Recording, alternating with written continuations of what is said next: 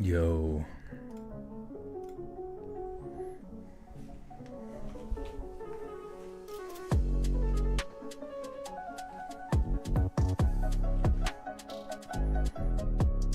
Christmas music.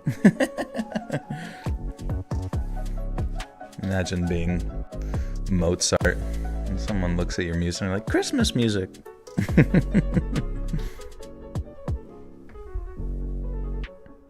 Starting the dishes. Good, good.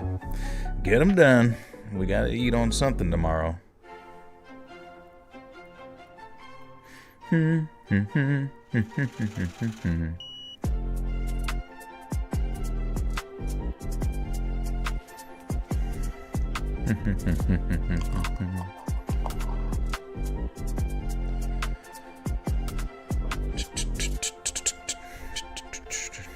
5 a.m. I still haven't made my bed.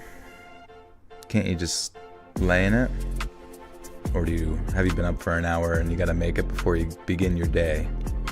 Gonna go watch some queso? Nice, dude. Let me know what he's up to. Tell him I said what's up. What is this blasphemy?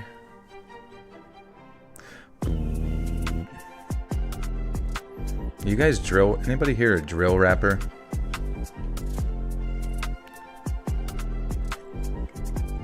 Preferred background noise while doing activities?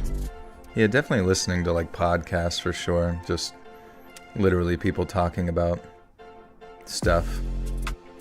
Are you a sports fan? Baseball, football? Definitely football for sure. I saw a little bit of football off. Isn't it? Yeah, it's the preseason for the NFL. I saw somebody hit like a 66-yard field goal pretty easy. Probably could have hit like a 75.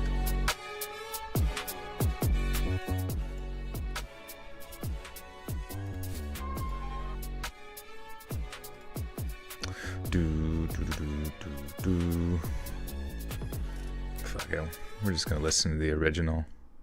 What do you say, guys?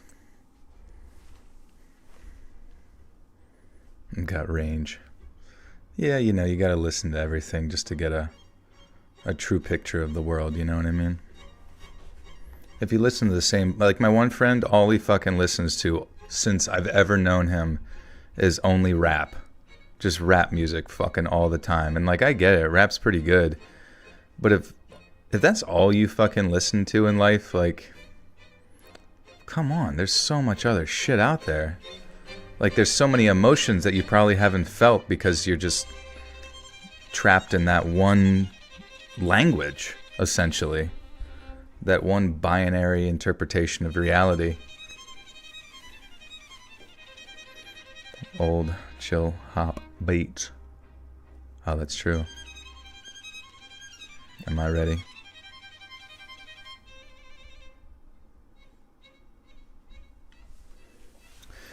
If you had to live through one of the creepy stories you read and posted, what would it be and why? Probably the one where the girl sits next to a guy on the train or bus or literally any other circumstance in which a creepy man looks at her because he would like to copulate but has no means in which to communicate this desire deep within his soul. So the only manner in which he can go about expressing such feelings is to stare at her, to look deep into her beauty, but have no manner in which to explain that which is in his DNA.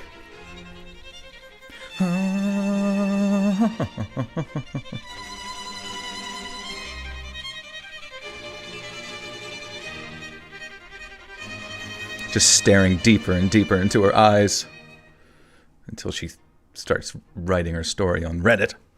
Damn it. David De La Rosa, thank you for the one.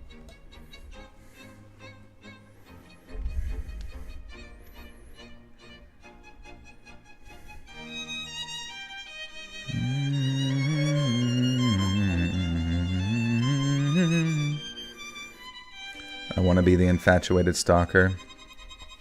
No. I simply wish to express that there is merely and simply a sense of self-control in the differences between me and a disgusting, ugly, homeless guy. It just so happens that I didn't take any fentanyl today.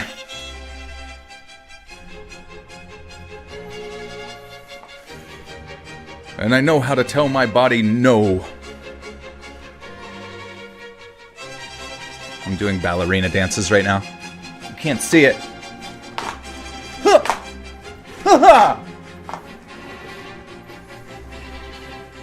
If I can't express myself on the bus, I will do it through dance.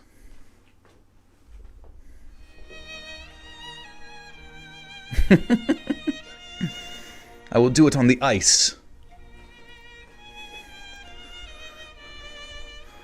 I will do it through Antonio Vivaldi. All the bronchitis, yeah.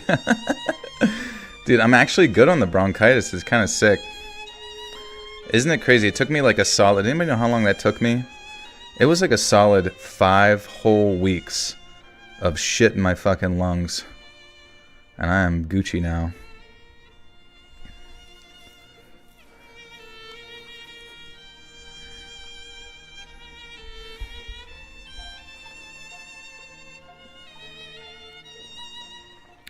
You sure it wasn't monkeypox? It might have been. Do you get monkeypox by going to like a mud wrestling sort of event? It wasn't like a suit and tie situation, just to clarify. Honestly, that's what homeless guys on the bus should be doing. If they truly find you beautiful, they would dance for you.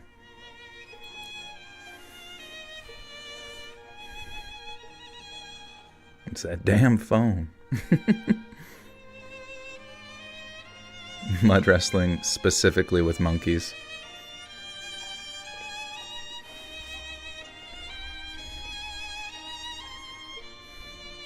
My mating call. It's so unfortunate that we weren't born with feathers. I would peacock. I would peacock for all of them to see.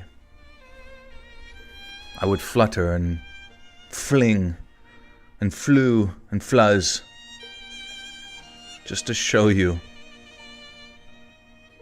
how I truly feel my desires for you. Dance with me, Lois.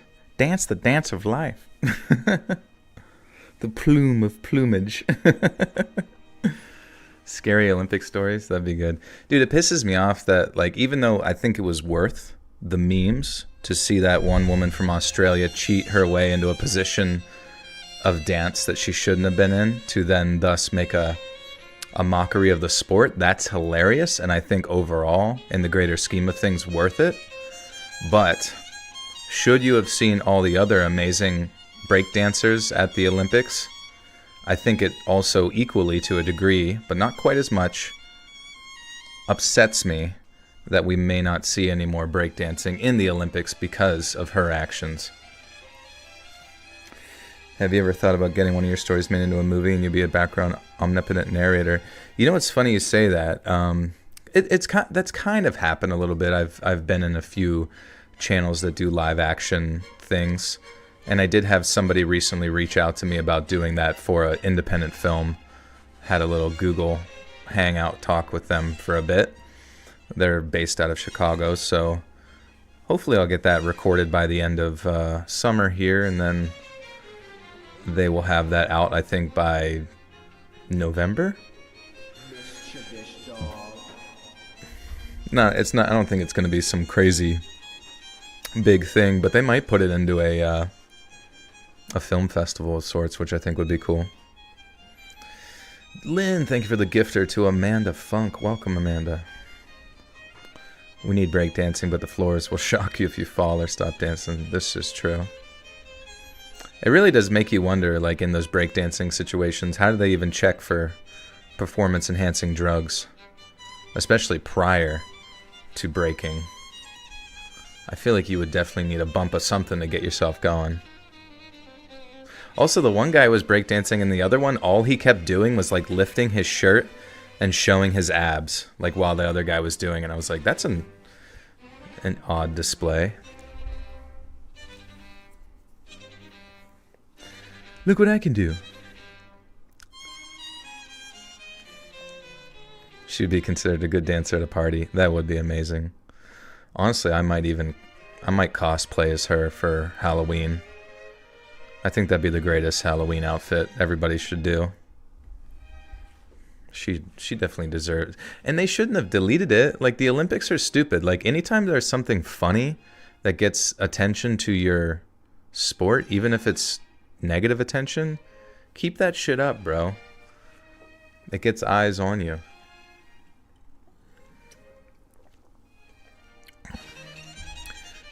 You gotta be on good behavior. Who's your wife? Peter. Peter Pumpkin Eater.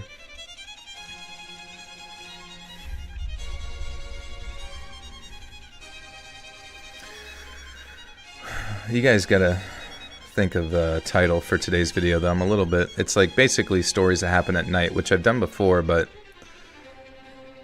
it's hard to decide which one actually gets people's attention. You know what's really upsetting? Is that the Japanese stories, even though I think they were good, you would think a bunch of people on the internet would be a bunch of weebs and shit, but like a large percentage of my audience is not too interested in Japanese stories, which I find kind of odd, a bit strange. Top 5 nocturnal horror. What happens in the dark stays in the dark. Should you make banana bread or cookies tonight? Don't you need bananas that are like really ripe to the point of like being disgustingly brown? Not fond of those either. I listened, but not my fave. But it's weird because, like, are you a fan of the Reddit stories? Or, I mean, there's really no difference between the experiences had by the Japanese, you know, submitters versus anybody else's, like, creepy experience. In fact, I would say a lot of those stories were pretty high quality. That's what I find odd. I don't really know the difference between them. ASMR scary stories for sleep. I remember I posted a video like that in the past, and maybe I should call it that, but I think I named a larger compilation ASMR, and like it actually caused that video to perform poorly because people kind of associate ASMR, even though they would use the videos for ASMR or sleep or something, they just like think it's me gonna be like lip smacking and eating, you know, chicken nugs. Lynn, welcome back for 2 whole years. So forgot about this, but check it. I got a new hat emoji. Meow. Wow, Jolie Poly. Smooch for Pradeep. I shall. Thank you, Lynn. Thank you for 2 years, and thank you so much for modding. Get more Reddit stories. Hell yeah, brother. They're coming. You guys gotta send them in. Hopefully we get...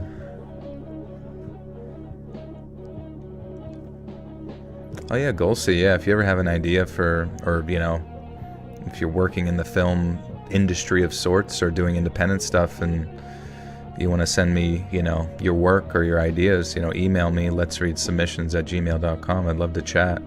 That's how I got in contact with this one. Are you using any plugins for your audio? It's just hardware. I hope everything sounds okay.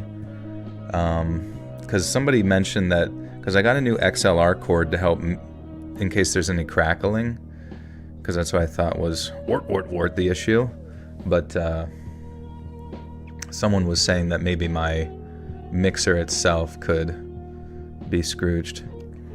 Do SCP stories? Oh yeah, that's in bonus content if you want to check out some SCP content, the secure, contain, protect sort of stories. Sound good? All right, perfect. All right, guys, we're gonna jump right the frick into it. If you wanted to listen more to whatever that was in the background, you can do that. Otherwise, the other song was Vivaldi, Four Seasons. Do impressions. Yeah, you can ask me to do an impression, and I'll see if I can handle it.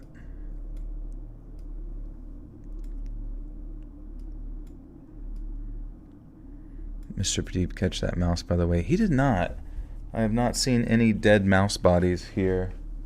So either he swallowed it whole or it returned back to its den of vermin. Which is a little scary.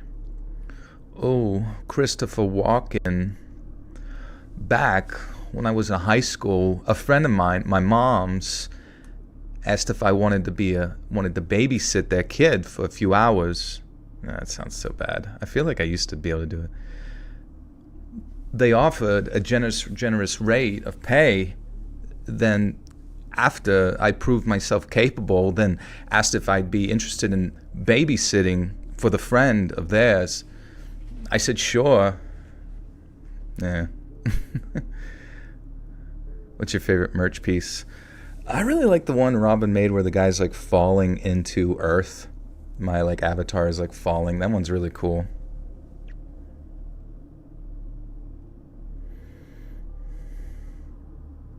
My human is supposed to be taking care of that sort of thing. Yeah, but like I don't want to steal his kill, you know what I mean?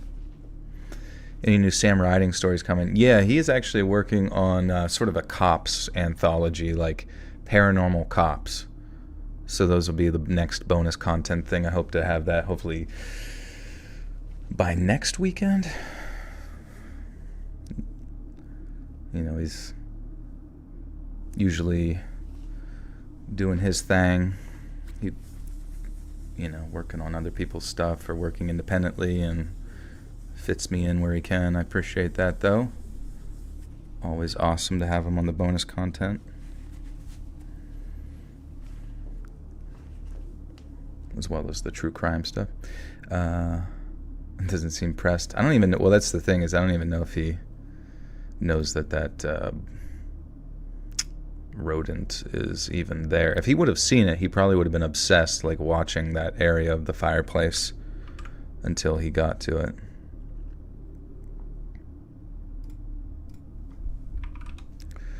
All right.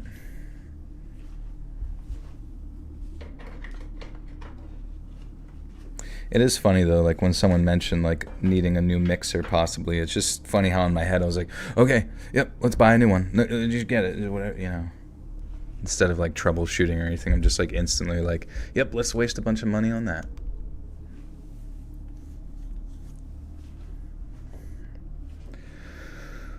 I'm going to record 10 seconds of silence here. Well, actually, we could record it and just go right into the story.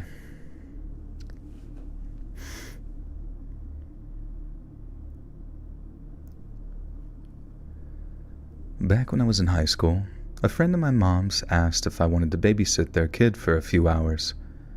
They offered a generous rate of pay, then after I proved myself capable, they asked if I'd be interested in babysitting for a friend of theirs. I said sure. They gave me a number to call, then once we'd made arrangements for me to babysit for them, they gave me their address.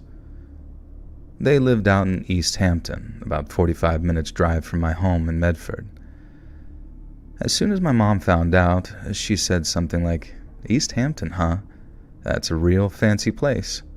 So I kind of knew what to expect before I got there. But when I actually saw the house for myself, I was blown away. Their house was basically 3 of my mom's houses put together, with a gigantic backyard, a huge pool, and even a giant chessboard with pieces half my size. The inside looked like the sitting room set from The Fresh Prince, with a cream color scheme and a wood paneling giving the place a very distinct air of class. The kids' mom and dad were very warm and welcoming, and when they introduced me to their 9-year-old daughter, all my reservations instantly evaporated. Instead of some bratty rich kid, Angie was just as delightful as her parents, and I knew from the moment that I met her that we'd get along very well. She wasn't too demanding and was content to just watch a movie or two until she got too tired to keep her eyes open. We'd order pizza, watch some tapes, eat a ton of ice cream, then I'd either chill out or work on some homework until Angie's parents came back from wherever they'd spent the evening. Sometimes it felt almost criminal just taking that money. They paid my gas money, paid for the pizza. They even made sure the fridge and pantry were all stocked in case I got hungry after Angie's dinner time. Then with the family home being as the family home. Yeehaw or weehaw?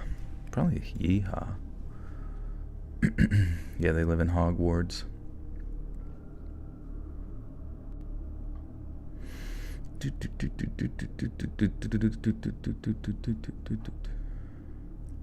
What prevents a hangover? College is fun. Just take 2 activated charcoal pills before bed if you drink. That prevents a hangover? Really? Let me look at that. 2 activated charcoal tabs. That's fascinating. Does it have to be timed up with the drinks that you have, or... Wait, does taking activated charcoal prevent hangover? Question mark. Activated charcoal is often touted as a remedy for various types of poisoning because it can bind toxins in the stomach, but there's no solid scientific evidence to suggest that it can prevent a hangover. Hangovers are primarily caused by dehydration, inflammation, and toxic byproducts of alcohol metabolism like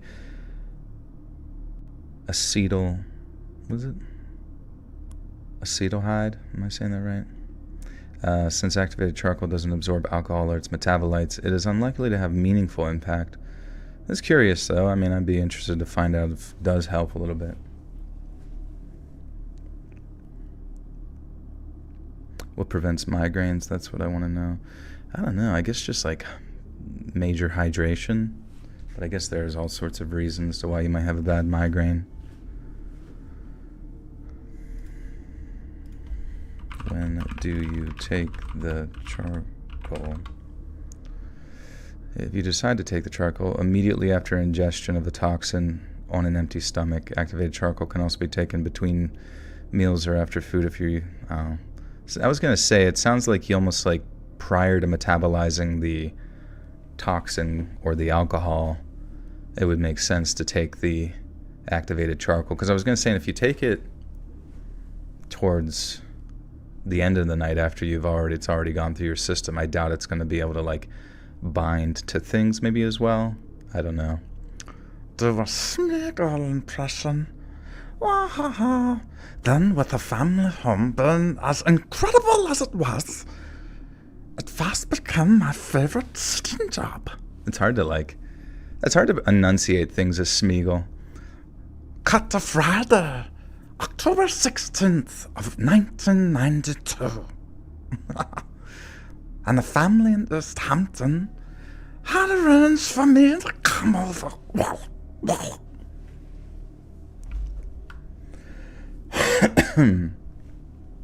My precious. Sound like German, Smeagol. That's funny. America, yipper. Wait, Then, with the family home being as incredible as it was, it fast became my favorite sitting job.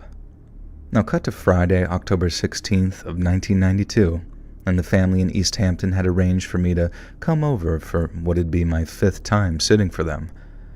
I drove over after school, arrived at around 4:30, then Angie's parents left for dinner at around 5.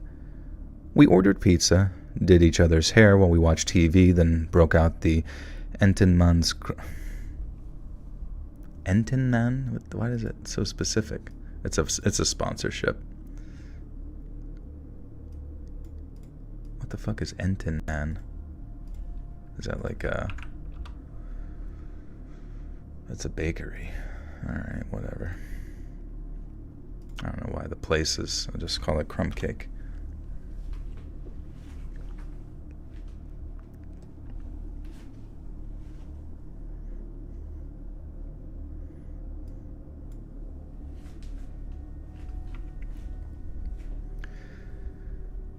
We ordered pizza, did each other's hair while we watched TV, then broke out the crumb cake at around 7. We were still finishing our slices when the phone rang, and upon hearing it, Angie spins around and asks me if she can be the one to answer it. Her parents sometimes called just to check in on us, and I figured that there was no harm letting her pick up the phone, and so I said, sure, why not? Angie ran off to pick up the phone, and I stayed put, eating my cake. The phone was mounted to the wall dividing the sitting room and the kitchen, so I could still see and hear Angie as she ran over towards it. She reached up on her tiptoes, grabbed the handset, and in a way that was so adorable it almost hurt, she says, "Hello, you've reached residence. How may I call?" Fuck.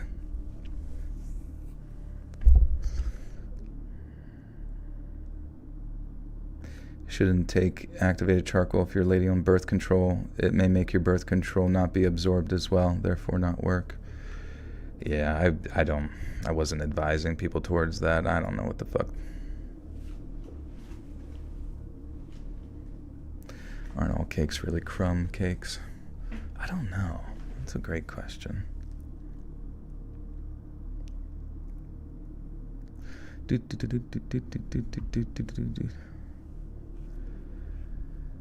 She reached up on her tiptoes. She reached up on her tiptoes, grabbed the handset, and in a way that was so adorable it almost hurt, she says, "Hello, you've reached the residence. How may I take your call?" And I watched her with this big, proud smile on my face, but following her grand introduction, a confused look came across Angie's face before she asked, "Hello?" for a second time.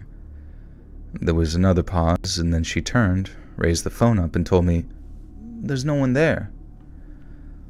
I put down my cake and then got up and walked over to her. She needed help returning the handset to its cradle anyways, so I took the phone from her, put it to my ear, then heard the sound of a dead line.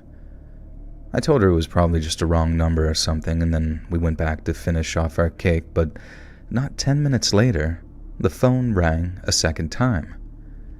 That time, I got up to answer it, and when I did, I'm guessing I heard the same thing Angie did. I picked up the handset and asked, "Hello?" and then got nothing in reply. I asked hello again, then after another pause, I heard the distinct sound of someone hanging up the phone, like that old plastic rattling before the line goes dead. I remember that exact moment, my feeling of confusion shifting to one of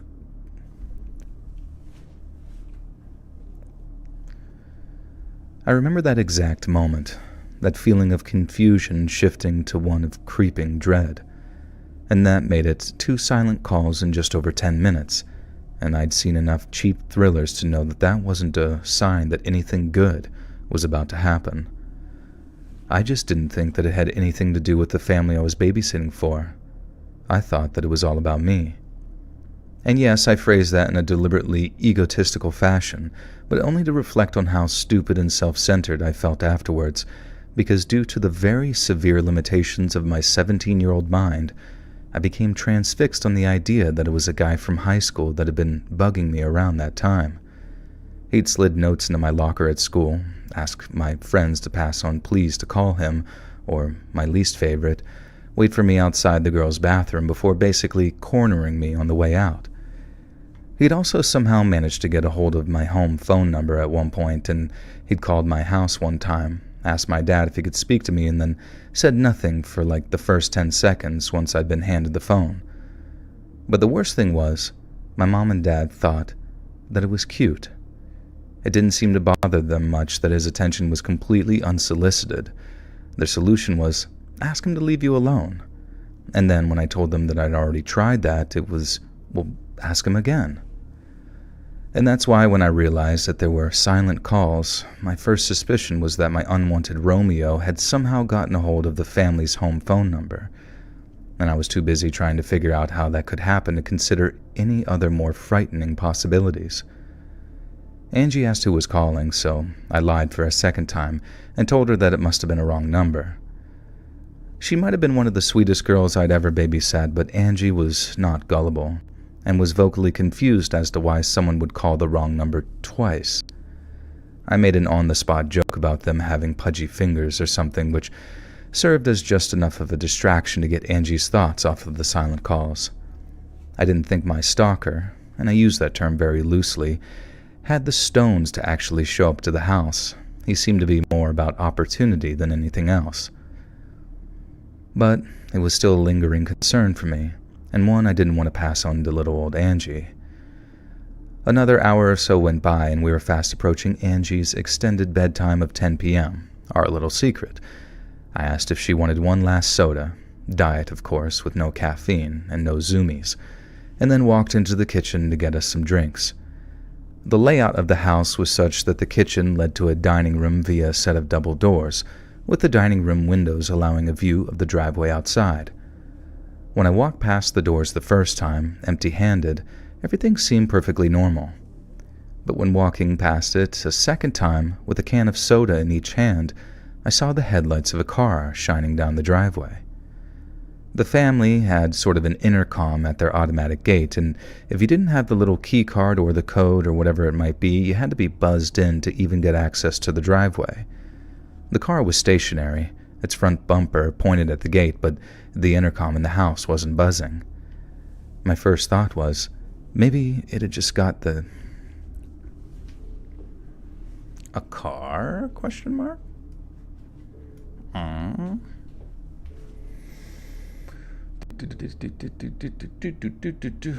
Do some more collabs with Dark Somnium? Yeah, that would be nice. I'm still waiting for, Did we finally get what we've been waiting for so long? Let's see. Dark Somnium.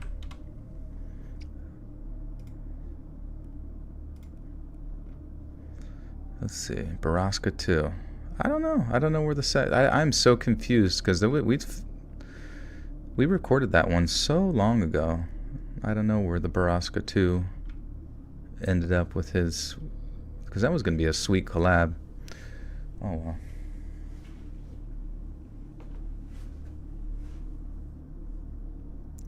Skinwalkers. Dude, it's hot. 1 second.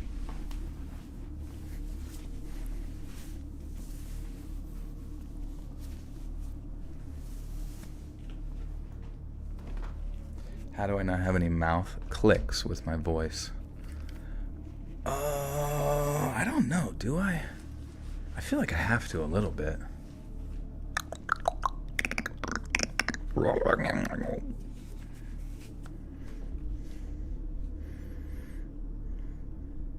My first thought was, maybe I just caught the car turning around. But nope.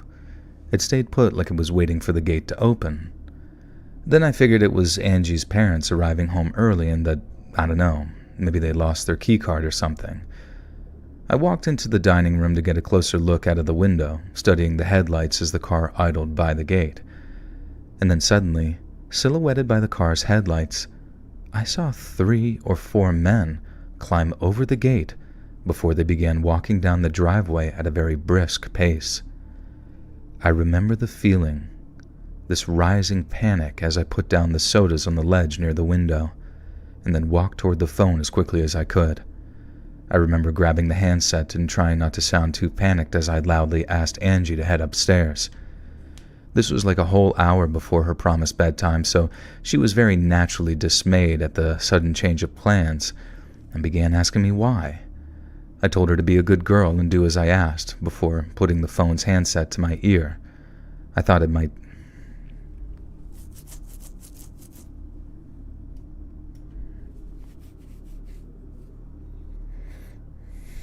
Take me to your wiener.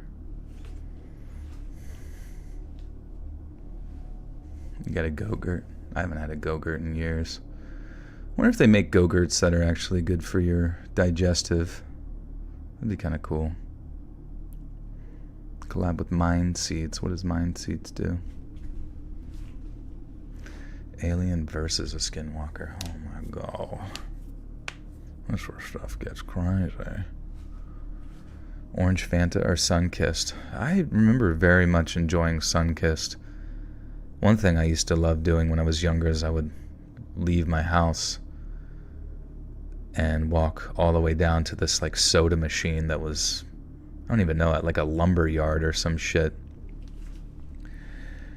And just the feeling of like putting coins into that, and I don't know, just like independent. I got to go on my own, me lonesome, and get me a soda pop. It was like the best feeling ever. And I remember Sunkissed always being in there. It was so good. Tang. Favorite horror game? I don't know, dude. They're all too scary for me. Do I have a coin slot? What's that?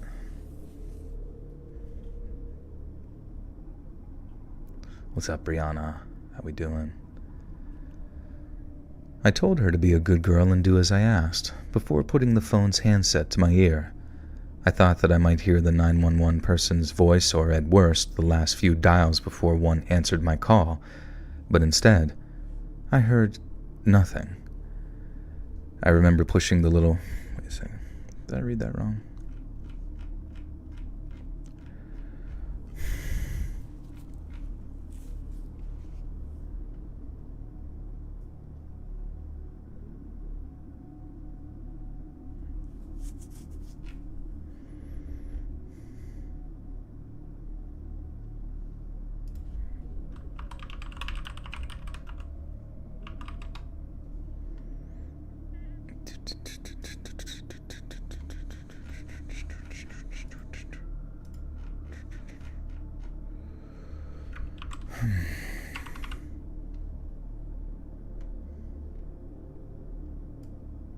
Alright. Do you have a vid that captures a skinwalker? Yeah, maybe on a trail cam or something. I am definitely very much going to start... I was thinking about doing animation, but I don't know. I had sort of compiled 4 animators, but dude, it is really hard to know how to like get people going when it comes to like getting work done, I guess, or working towards something, especially if you give them like too much freedom or not like very specific deadlines and that kind of thing. So I think I'm going to shift away from doing animations, even though it sounded cool and experimental and fun and all that kind of stuff. And I think I'm just going to try to do like scary video compilation channel and do commentary on it, kind of like Bizarre Bub, and see what happens. And, you know, no guarantees it's going to take off or anything, but we're going to give it a try. And then hopefully have those people that would have done animations do some editing. And if you guys have any ideas on where to like find scary videos, whether it's like TikTok or, you know, Reddit or something of that nature, or just, I don't know, what to search up on YouTube, let me know.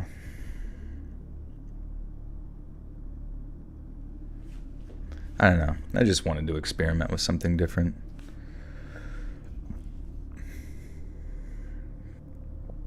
Do an impression of Goofy the Hoot. Wake me up inside. Save me. Huck to. Huck to. Hey, Mickey. Huck to. I told her to be a good girl and do as I asked, before putting the phone's handset to my ear. I thought that I might hear the 911 person's voice, or, at worst, the last few dials before one answered my call. But instead, I heard nothing. I remember pushing the little switch to reset the phone, expecting the drone of an open line to return. But I did it once, twice, and then 3 times, before I realized that the line was dead. I didn't know it at the time. I thought that I'd simply experienced an astronomical amount of bad luck in having the phone die on me when I needed it most. But it hadn't died. There had been no kind of malfunction. Someone had cut the home's phone line to ensure that no emergency calls could be made. I knew the family had a second phone in the master bedroom, so after taking Angie's hand, I quickly walked us up the stairs and toward the bedroom door. And by then, Angie had begun to sense how frightened I was, and she kept asking what was going on, her terror intensifying each time I let the question go unanswered.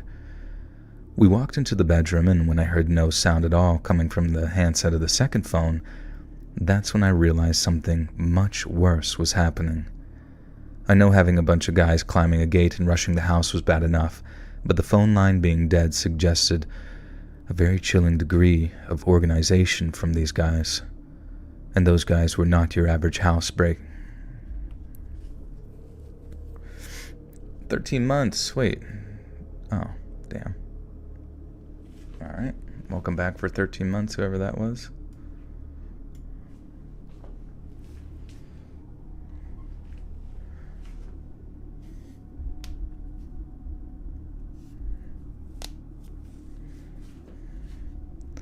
I know having a bunch of guys... Okay. Wait now. Those guys were not your average home invaders, if there is such a thing, and realizing that brought a level of terror that I can only barely describe. And by then, there was no hiding my fear anymore. Angie was demanding to know what was going on, and I couldn't think of a lie quick enough, so I just told her the truth. I told her that there were some bad men outside, and that they most likely wanted to break into the house and that we needed to find some place to hide from them. And I'll never forget how completely petrified Angie looked in the seconds after those words left my lips. And I still beat myself up about it all these years later, but in the moment, there was nothing else I could think of. I was 17, scared out of my mind, and Angie knew her home better than I ever could. I was reliant on her to be able to find the best hiding place possible, and that transfer of responsibility terrified us both. And almost like right on cue, we each heard a loud, dull hammering sound coming from downstairs as the men outside started to try and break.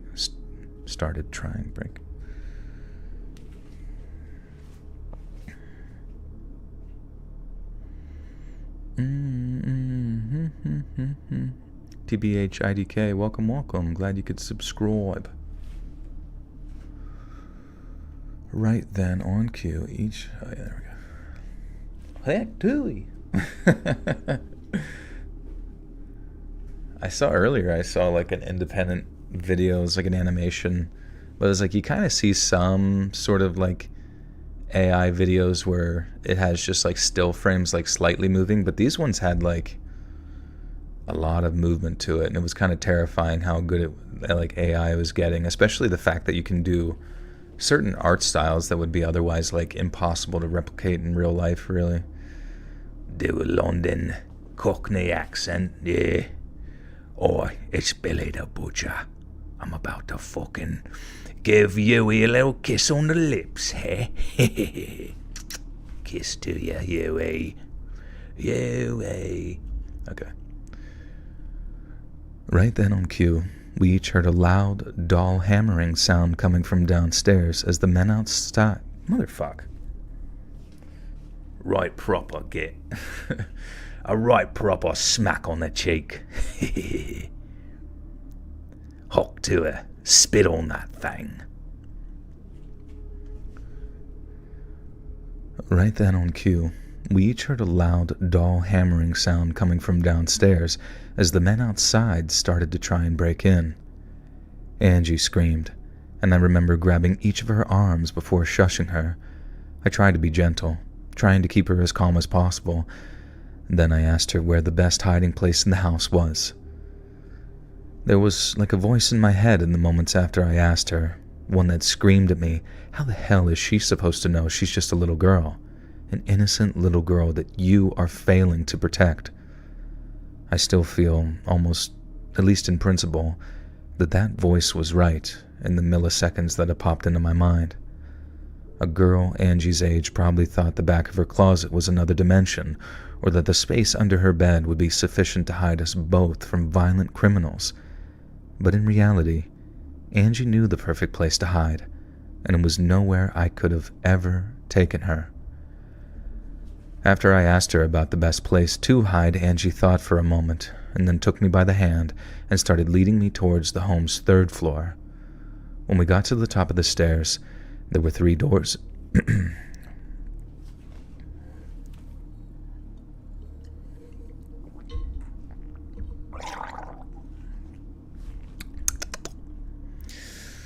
Hook to her. AI been around, but AI kind of been around in a way. It's just now people using AI don't care about using other people's work to make things now. Yeah, I mean, I don't know. I think it's just the accessibility. I know AI has been around in like rudimentary fashions, but like as far as the entertainment realm, it's definitely made some crazy strides to the point that it's caught a lot of people's attention.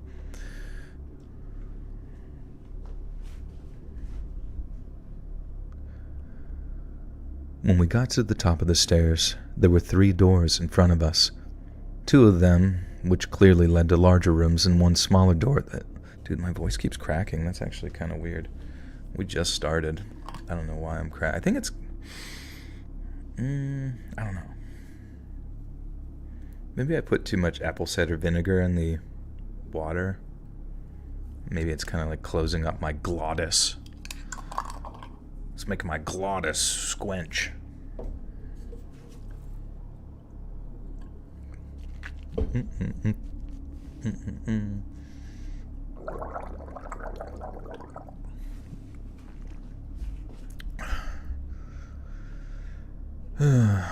Logger, thank you for the 5. How's it going? It's going good, man.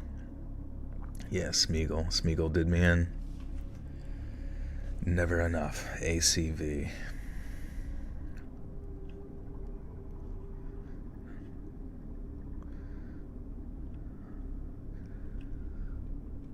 When we got to the top of the stairs, there were 3 doors in front of us, 2 of which clearly led to larger rooms, and 1 smaller door that turned out to be a closet. Again. If I said again, it's Angie. Dang it. Angie took us to the closet. When she opened the door, I saw shelves on either side filled with boxes of old junk, along with a bookcase against the rear wall. I remember telling Angie that we needed somewhere bigger, someplace the bad men wouldn't see us if they came and opened the door. I spoke, but it was like Angie didn't hear me.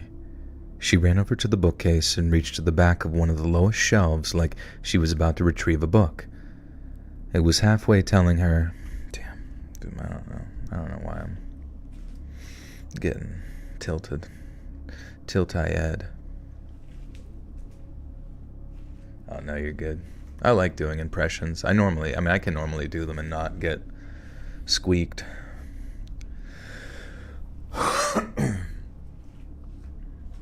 Frankenstein was the first AI, that's true.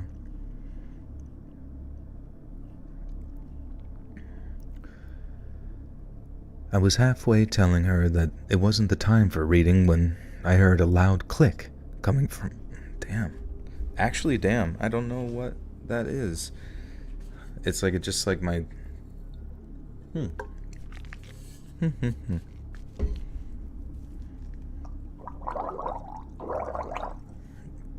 Maybe it is too much. Maybe that's like causing almost like a closing of the throat, the ACV, which is odd. Maybe it dries it out. Going through puberty, probably. I was halfway telling her that this wasn't the time for reading when I heard a loud click coming from behind the bookcase. I knew in an instant what Angie just did, but that didn't stop my jaw from hitting the floor when she used all of her strength to pull the bookcase away from the rear wall. The only reason that she could do so with the strength of a 9-year-old was that the bookcase was actually mounted on a huge set of hinges, and behind it was a short, downward leading staircase. It was weird feeling almost amazed, but at the same time I didn't feel surprised at all. Of course they had a safe room, and of course they told their 9-year-old daughter how to access it in case of emergencies. But what really did surprise me was just how well this safe room was decked out and how Angie's demeanor shifted completely once the door was closed behind us. I remember how she reached up and flicked on a light switch that illuminated the stairs in front of us, and then after taking a few steps downward, she turned and told me to close the door. I followed her downstairs after doing so and was greeted with the first of 2 rooms. That one was basically a small sitting area complete with bookshelves, a TV and VHS combo, with some snacks and bottles of water snacked in one... Snacked? What microphone do I have? The one you're hearing me in right now is a Neumann TLM 103. But then the one that I record into is an H4n Pro that you hear in videos. Yeah, this is the first story.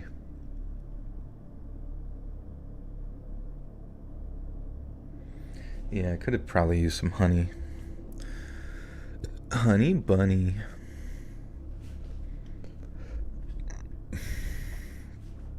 I probably should have made some tea or some shit, honestly, to keep things warmed up. What's up, Jessica? How we doing? Macchiato. I used to get a bunch of macchiatos at Dunkin' Donuts back in the day. That was my first introduction to Dunkin' Donuts. Here, try this macchiato. That one was basically a small sitting area, complete with bookshelves, a TV and VHS combo, with some snacks and bottles of water stacked in one corner. The next room, however, was essentially some kind of command center.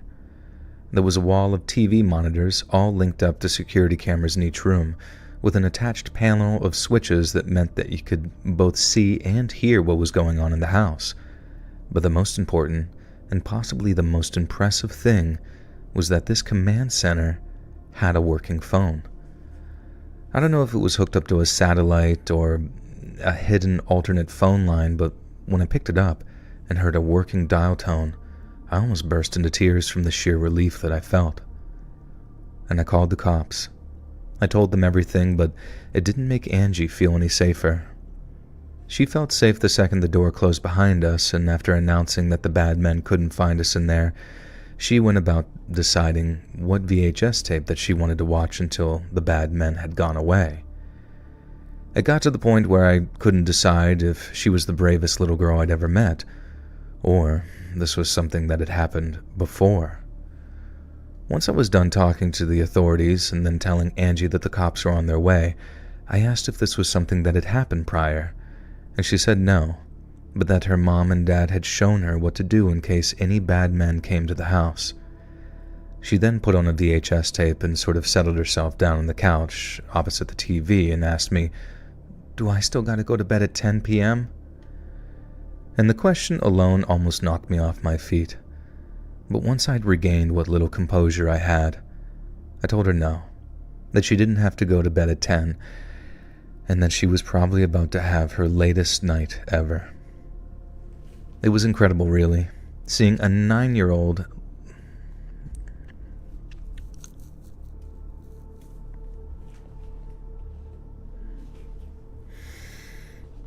of warm milk with honey, teaspoon of butter works miracles. I just get terrible diarrhea. What's up? Wait, baby 404, how we doing? That is kind of sick. I feel like that would be kind of cool to build a safe room in your home. I mean, just the idea of it sounds freaking perfect.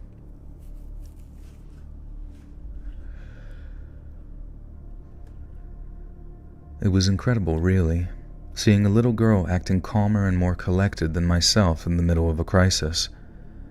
But like Angie said, she knew the drill, and I guess that knowledge dispelled any fear of the chaos unfolding downstairs. But not only was it chaotic, what I heard over the monitors scared the living hell out of me. I remember walking back into the little control room or command center as I referred to it before, and taking a moment to study the little switch panel. It wasn't hard to work out how to switch the monitors on, and it wasn't hard to switch audio feeds either, but listening to what those men were saying down there made for some extremely difficult listening. I expected to see them looting the first floor, grabbing all the various electronics before running back down the driveway to load up their vehicle. But that's not what I saw when I switched on those monitors. They weren't looking for expensive goods to steal. They were looking for what I can only assume to be Angie. I realized before I heard anyone talking because none of the 4 masked men seemed in the least bit interested in the big TV or the very large stereo system that were sitting in the sitting room.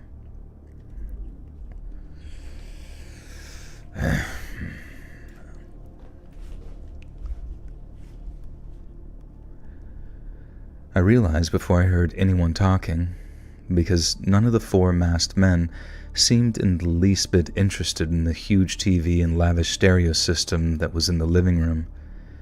They were going from room to room, opening up closets and looking under beds, and then moments later, I managed to catch 2 of them talking to one another in the same bedroom that we'd been in just minutes before.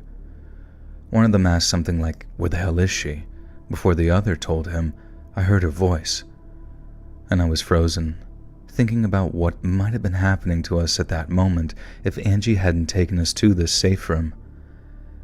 And I carried on watching the men downstairs, waiting for the cops to show up until there was suddenly a whole bunch of commotion from them, presumably after they'd heard the sirens coming from the street outside. And after that, that's when those men ran. And finally, when I could see only uniformed officers walking calmly into the rooms downstairs, I opened up that safe room door and then told Angie to stay on the couch while I went to talk to the cops. And that was the one time she openly disobeyed me, and I can't say that I was mad in the moment. She just wanted to say hi to the people who had come to rescue us.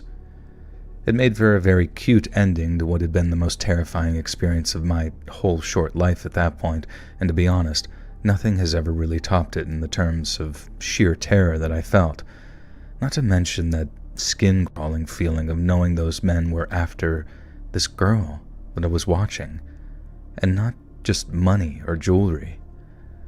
The officers were then able to contact Angie's parents because they'd left the address of where they'd be that evening, and they were back home and hugging their daughter within a half hour of the cops first arriving. The police managed to catch the driver of that car, but he claimed to be just some getaway driver and had no idea what the others were planning.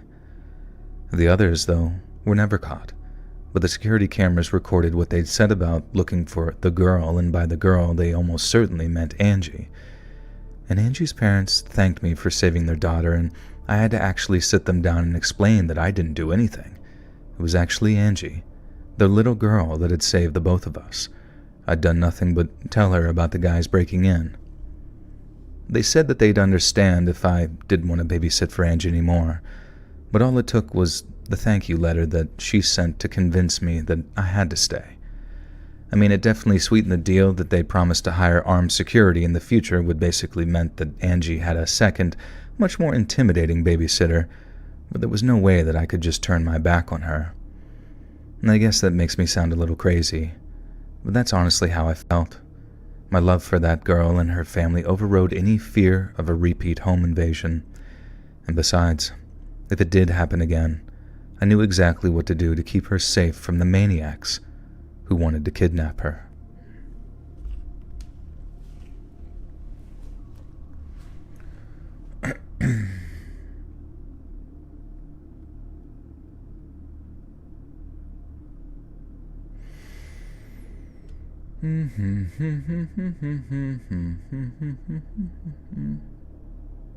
Does anyone else have an animal that makes them go to bed? My cat yells at me every night when she wants me to go to bed and snuggle. That's funny. Sometimes Pradeep does that. It seems like he wants me to head in there and lay down. But I really can't allow him to sleep with me because he'll just sleep on top of me, and whether I'm on my side or on my back. And it can be kind of like troublesome for breathing or getting comfortable. And then eventually when he wants me to wake up, he'll just do sprints down the hallway like a maniac.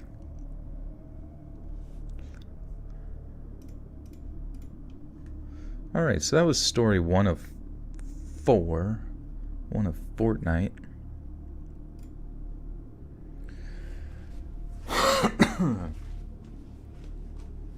I was a little worried there whenever I had shit in my lungs that, like, you know, I'm sure if you guys ever had like a bronchitis situation, that you're like, am I ever going to be better, you know? Because I kind of worried that the initial cause of it was sort of like a, you know, fluid in the lungs type scenario from pulmonary edema, where like the blood flow, I guess, from the lung, or like from the cardiac system gets into the lungs or transfers through the lungs. But so I was like, I don't know, there was just a part of me that's like, am I just like forever gonna have like a little bit of bullshit in my lungs, but it's definitely, as you can tell from last time, like even whenever I cough, there's just like no wetness there anymore, which I know sounds gross to hear about, but it's exciting whenever you like make progress away from being dead.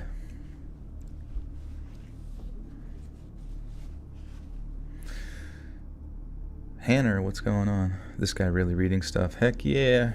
We just finished story 1 of 4. Just a little context. I am reading or recording, so there's going to be a lot of starting and stopping as well as sidetracking, so no worries, no worries. What's up, Tally? How we doing?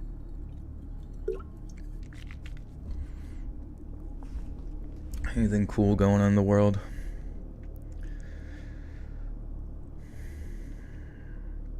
Why 4 stories? Sometimes you read over 10. I kind of gauge them based on word count. So like every video that you hear on the channel is close to like 45 minutes to an hour long. And so like that usually, based on my pace of reading, is like 8,000 words-ish or more. So that tends to be like, I usually go for word count rather than like quote-unquote story amount, you know, because they're not all equal lengths and widths and girth.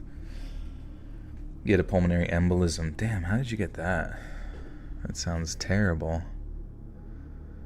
I guess, was it just like a deep vein thrombosis that like broke loose and got caught in the lungs, which is terrifying just to think about. Thick blood. Damn, dude.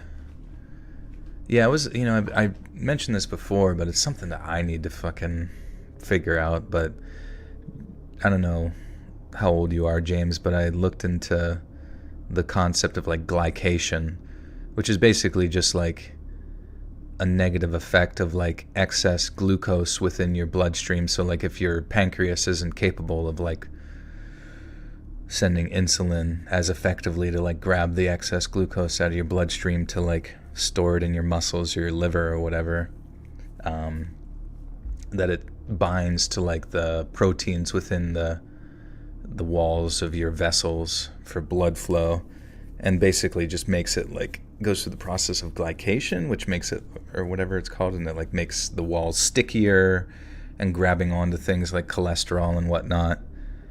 Yeah, so maybe, I know it's none of my business, but maybe going forward, if you do have like those kinds of issues, obviously talk to your doctor. But it sounds like avoiding highly processed carbohydrates and just like eating a more natural sort of lower carbohydrate diet could, or at least in the very, you know, in the case that you do, ones that's not like, you know what I mean, like shit that's not made of like a million different ingredients. You're on warfarin right now, yeah. Interesting thing about warfarin, I think it was like they found that it was, or they like derived it from like rat poison or something. I think that's like where it started, or it has the origins in like rat poison, which basically was used to like make rats just like bleed out internally or whatever. It was funny. Sorry. All right, let's go to story 2.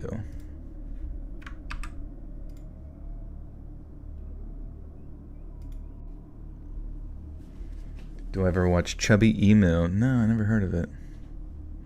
I'm on a cracking diet, meat only. Nice, there you go. I mean, like if, obviously you can do like vegetables and stuff if you need like fiber, or like berries and shit. Berries and cream, berries and cream. Best food for losing weight but makes you feel satisfied? I mean, like, nuts are going to make you feel satiated. Meat is going to make you feel satiated. But not like bloated or like inflamed, you know. Maybe like some various types of vegetables like cauliflower rice and broccoli rice. You ever see those before? Sometimes that can kind of fill your belly a little bit, but it's low calorie. Because at the end of the day, you're just going to want lower calories. But, you know, it's tough. And sometimes you kind of have to give your body like a solid 2 weeks of a certain diet just just to get to the point where you're like, oh yeah, I do like, or I look forward to my broccoli, rice, and chicken or some shit, you know what I mean? Because sometimes it takes your body a while to just like even desire those items. But it just, honestly, you just got to write. I think you just, like, it just comes down to the concept of discipline, which I struggle with a lot, but I've come to learn that that is the answer. It's like going to a job. Like, you don't want to go to the job, but you want to make money, and you got to have the discipline to stick with it, or you're going to be broke and dead and on the street or whatever. And so, yeah, in the same way with the diet, it's like you just got to do it, you know, over and over, get it written down on paper, see where your calories are and calorie needs are and macros and all that kind of stuff, and just fucking do it, bro. Just do it. You could even ask Chat GPT to like write up a, like give it your credentials, ask it to write up a diet plan for you for losing weight, whatever. You could probably do it. You lost 20 pounds not even trying. That's good. Yeah, I mean, I don't know your dietary habits or whatever, but hey, Stormtrooper, thank you for the 10. Appreciate you. Would produce a lot of gas. Yeah, maybe. Get your PhD in usury. Don't do that. Or is that something else? Smoothies with coconut milk and yogurts. Well, that's true too, yeah. Berry smoothies are pretty delicious and take up a decent amount of space in the gut. I guess just like high fiber meals like that. And they're slower to digest, so they don't affect your like sugar level, you know, your glucose levels, your insulin levels as much. If you were a woman, would you be emo? I probably would have been emo when I was younger at some point. Would I? I don't know. I could also see myself being like a woman who looks at other women and it's just like, oh my god, that's so fucking cringe. You know what I mean? Or maybe I wouldn't be. Maybe I would be like literally covered head to toe in goth skull makeup. I have no idea. We got, you know what? It's new. We're in modern times. I can still do that. It's fine.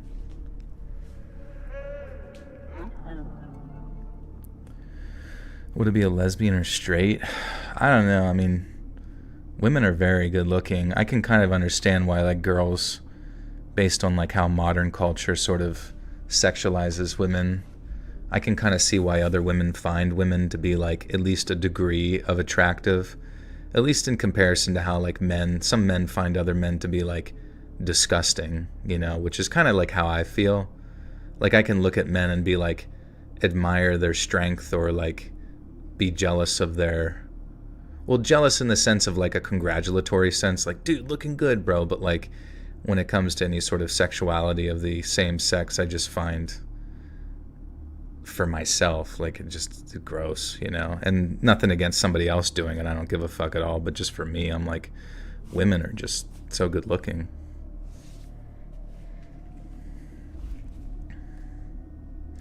Do you lift, put it down, and lift it up again? Yeah, Babes does that all the time.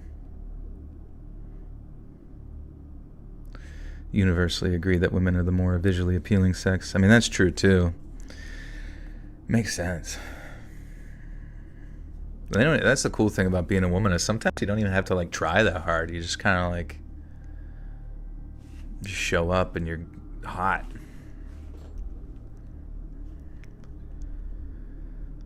I grew up in a place called Alice Springs in Australia's Northern Territory. It's got a reputation for being pretty rough, and deservedly so. It's got one of the highest crime rates in all of Australia, and things got so bad last year that the government banned alcohol sales and started introducing nighttime curfews. I moved away years back, so I couldn't tell you if it's actually as bad as it sounds, but here's a little story from back when I was a lad that'll give you an idea of what it was like back then. Just after I turned 20, I got a job working as an overnight security guard at a local youth center. They needed people to watch the place overnight, as the place had all kinds of televisions, stereos, and video games that the local scumbags were itching to get their hands on. I did 5 nights a week, usually with an ex... I don't know what that word is. What's Joel's type? I don't know. Honestly, I find all women to be so good looking. I don't even really have one. But I do know the ones I get along with the best are the ones with the best senses of humor. Like if there's one that you show up and you just like, I don't know, you have to impress them or something like that, and they put in minimal effort, it's just not happening. Like it's just not going to work out. I'm just like not that type of person to be like, hoop-de heep-de ha, hoop-hee-ay, look at me, hee-hee. All right, I don't know what this phrase is. Ex-dig. With an ex-dig named Simon. And some nights. Is that like a security guard? Yeah, Amy Schumer. She's so hot, dude. I'm sure Amy Schumer probably is nice in real life. It's just like her... I don't know, honestly. Who knows? Who even cares? What's she even doing? Does she even do... Like, that's what I don't get. There's like a pretty big comedy scene, but you don't really see her like there, you know? Who's my celebrity crush?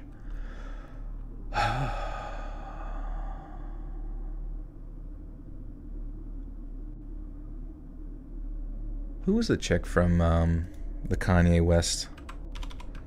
When it all falls. Remember the All Falls Down song, like music video? There's even. Oh yeah, Selena Johnson. Did you ever see her before? I remember her being a celebrity crush back in the day.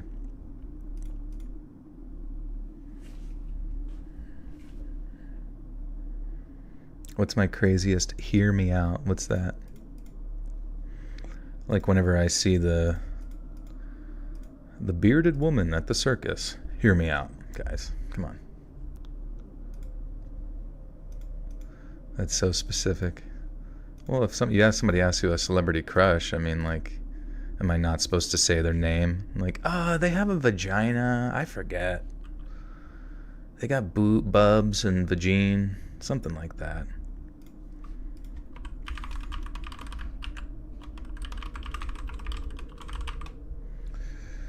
Refers to a former soldier. I see. It's like a veteran.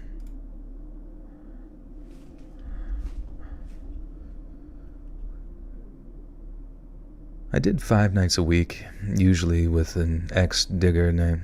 See that? It's like, that's the phrase, ex-digger, but like, what is that?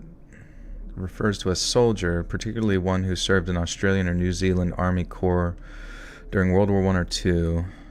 The term digger itself was originally used to describe Australian soldiers in a term of endearment reflecting the tough, resilient nature of the troops. I don't know. Maybe we can just say like ex-veteran, or just veteran with a veteran. There you go. Yeah, it's probably a Minecraft player. I usually work night shift with some Minecraft Discord mods. Sweet Baby Ray's covered lady parts. Hell yeah. Anybody covered in sauce, essentially. If I can smell you like a hound dog, I'm coming.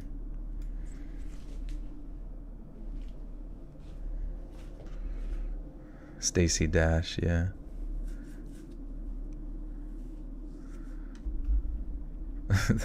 With the hair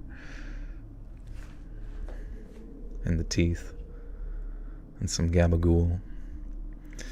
Jessica with the 5 says, "Hey Joe, my favorite activity before going to sleep is listening to your voice reading these stories. Thank you for sharing your talent." Jessica, thank you, Jessica.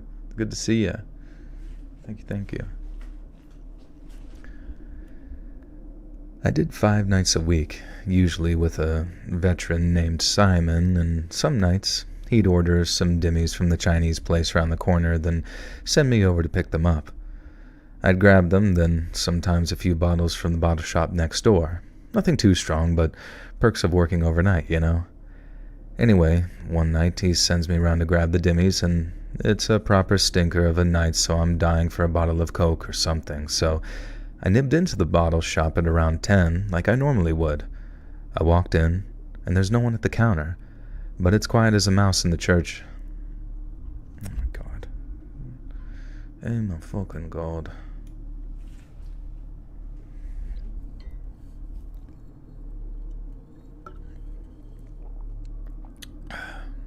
The AT&T girl, yeah. With the big honkin' honkers. What was her name?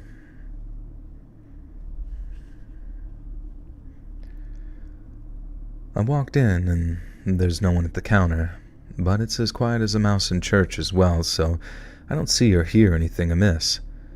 But then as I walk down one of the shop's aisles and then come out the bottom near the fridges, I suddenly see someone who'd been previously hidden from view. I remember him having long, copper-red hair, but worn in like a bun on the top of his head. He was shirtless, and had khaki shorts and slides on too, but his chest and stomach were covered in the milk that he was swigging like he was dying of thirst. He's got this massive carton. Gosh. A massive carton. Bigger than normal, bigger than a half-gallon.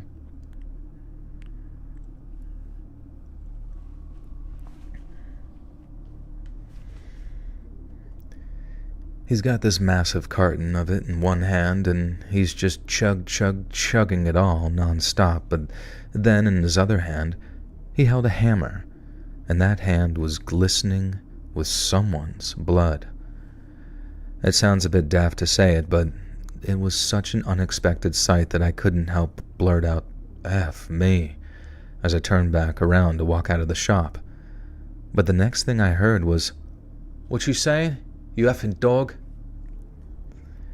It was right near the door when I turned my head to look behind me, and all I saw was the shirtless bloke with the hammer coming at me with his chest and beard still soaked with milk. The door was one of those heavy ones that you gotta pull on the way out, but that meant that I couldn't just fluidly slip out of the door, you know? I had to stop and pull it back on myself as the bloke was coming at me, and I realized in a split second that if I tried to slip around it, he'd have a perfect shot on me with that hammer. And so instead of doing that, I pushed myself back away from the door as quick as I could to throw him off. And thankfully that worked.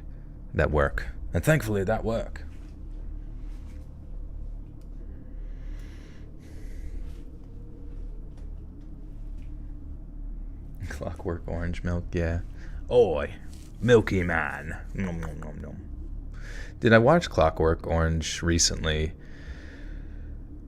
That movie is so boring. I know people love it, and it's like touted as some classic, and maybe at the time it was quite good, but holy shit, that movie is so unbelievably dull and slow. And like even the exciting parts where they're fighting, it's like so funny. Like for whatever reason, every aspect of the fighting scene is like somebody is just like throwing their entire body off of a trampoline through like a window. Like there's no rhyme or reason to why they're doing it. It's just like fantastically insane in the way that they're fighting. A bit of ultra violence. Any more dark web stories? Perhaps down the road a bit. Anyone on their way to school? Oh no. Dude, I don't miss school at freaking all, dude. I don't know. You look back on it, you know, you made some friends. Maybe that was the most important part about school, is like establishing your social connections early in life. I can't even imagine what it must be like to have been somebody like Elon Musk or Zuckerberg in the concept of at a young age becoming like extraordinarily wealthy, because it sort of disconnects you from those that you were friends with early in life completely, because how can you even relate, and you're probably very busy, to the point where like, do those people even truly have friends? You know what I mean? Being that wealthy and successful, like do they really have anybody around them that they can truly trust? I am too cool for school. That's why I put C4 in all of the classrooms. Just kidding. College is more lax and less stressful than high school. Yeah, it definitely is early on, I would say. I remember early on into college, I was like, wow, I'm actually better at this than I was at high school. But I think that's just because I had more time between classes. Like if you had an English class Monday, I wouldn't have it till Wednesday, and then wouldn't have it till Friday. And that was like such a unbelievably cool feeling to be able to sometimes sleep in on, weekdays in case you didn't have a class till like 11. That was like the best feeling ever. And then, but it seemed like the amount of work that you had to do outside of class was what really touted it or made it more difficult. Machine Gun Kelly versus Eminem, who won? I have no idea. I don't like really either of their musics. Do I talk to anyone from my school days? I do, yeah. I mean, some of my best friends are still from then. It doesn't mean that I didn't make friends, continuing into that the future, and some very close friends now in the modern sense. But I don't know. I just the people that you met, middle school, high school, like they were. I guess they were just so established in like my foundational brain. You know what I mean? Like my developmental brain was very heavily based on like how my personality turned out. How my humor turned out. It was all based on kind of my interactions with them, I guess, in many ways, and the familiarity of them and the comfort that I have sticking with them. It just makes life much more bearable than the struggles of trying to find new people, Doesn't mean I don't try, it's just that I find that I always go back to the old homies, How do you make friends after school? You're actually curious. You just have to do stuff, A lot of people make friends through work. Not always, but sometimes, if you're social enough, you can make it through work, or join some sort of club, whether it's like exercise or book club, you know what I mean? Like just some arbitrary form of human community. You just have to throw yourself out there and hope for the best, and just, don't be too guarded. Try to let your guard down a little bit as far as conversation goes and hope that it leads somewhere. Sometimes like doing those kinds of things, especially in the sense of like commiseration, if that makes sense. Like if you are in a miserable situation with somebody else, or you go through something, even if it's just like a weekend of like camping. Sometimes camping can be kind of a pain in the dick.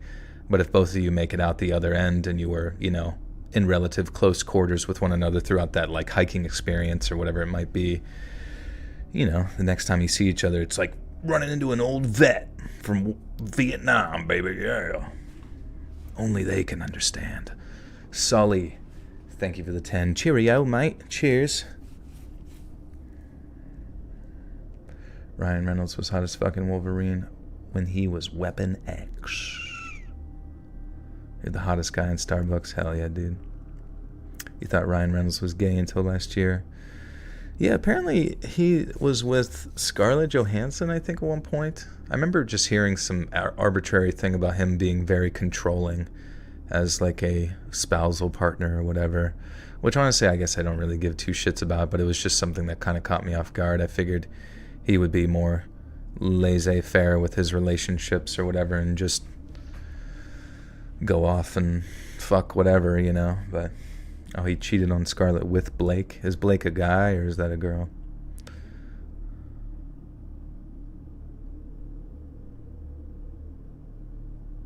You mix him and the guy from How I Met Your Mother? Wait, the Dookie Howser? Who the hell is that? From Starship Troopers? Starship Troopers cast. Was it Neil Patrick Harris? Yeah, you mixed them up with Neil Patrick. I guess they both are like snarky, skinny dudes, but quite a bit different, I'd say. Blake is his wife. Oh, okay, yeah, I don't really. Let's see. Blake. Is it Blake Lively?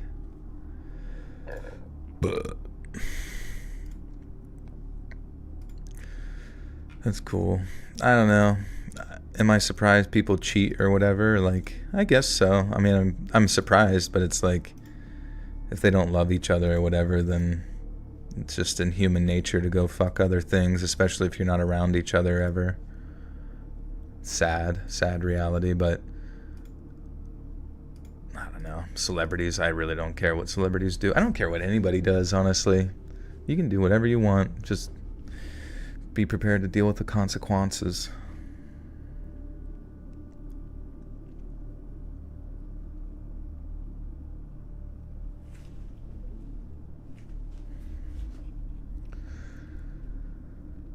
Thankfully that worked, and he sent that hammer smashing through the glass panel of the door with this really loud crash, but it also left me with no obvious route of escape.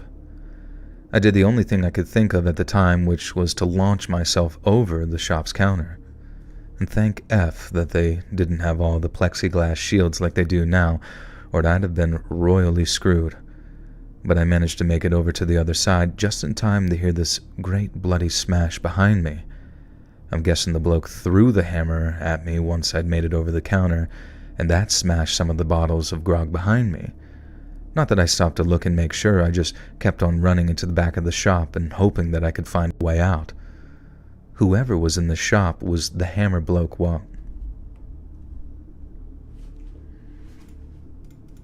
Whoever was in the shop... Oh.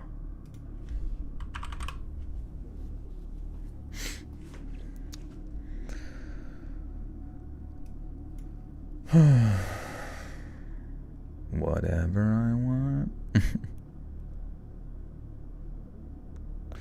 I don't get why people are so obsessed with celebrities to the point they make things like fan pages of them. That is a bit strange. I mean, I guess, like, maybe they think they can convince some sorry blokes who are convinced that's the real person and therefore make some sort of sponsorships from, you know, riding off the success of the celebrity or something like that. It's hard to say.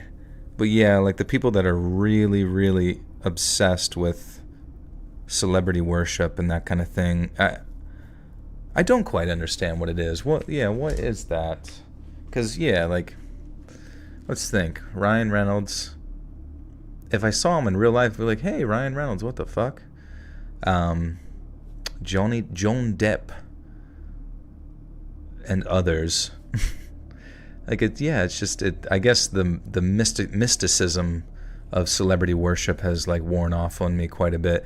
And especially since, like, more and more celebrities become, like, brazenly political about, like, but I guess in, like, the most biased sense, it's like the magic or whatever spell they're trying to cast just doesn't work on people as much as it used to. And honestly, we got YouTubers to worship. Come on, guys. YouTubers. They are above reprieve. Is that a phrase? Cyberpup, thank you for the 1, my friend. What about the people who are obsessed with criminals like Wade Wilson, Crazy Town? Yeah, I guess that's even stranger. I don't know. Maybe... Why do people like people in general? Let's ask ChatGPT. Why are people obsessed with celebrities and even more so criminals?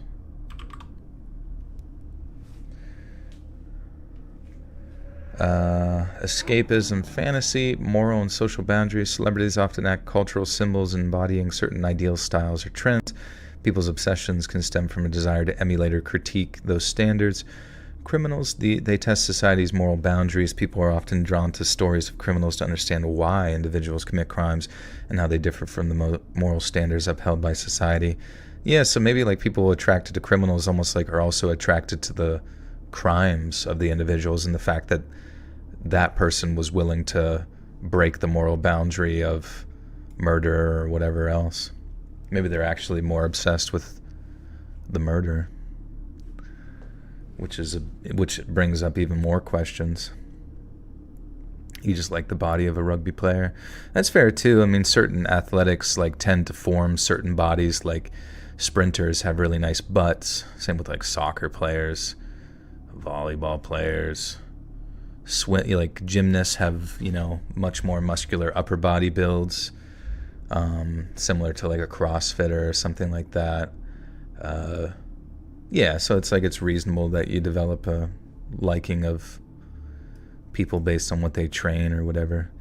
Hybrostophiliacs just want to fix broken people. Oh, okay, that's fair too. Yeah, maybe they have a desire to like mother them or make them whole or something like that, which is, I guess you can kind of see that on like a smaller examples of just like people in broken relationships where like women will date like really shitty boyfriends because they think they can fix the person or something. and they would almost rather deal with that than go date someone they find more whole or less troublesome. I also think about people that talk about true crime while doing their makeup or doing makeups are kind of weird, Yeah, it is kind of a strange trend, but I guess in a weird way, it's like them sitting there doing their makeup is almost a manifestation of the audience that they cater to. Like someone is doing their makeup while listening to the morbid realities of the world through true crime. But honestly, I'm no different because I cover, those same morbid realities, I guess. But I am technically doing my makeup while I record it, just so you guys know. You just can't see it.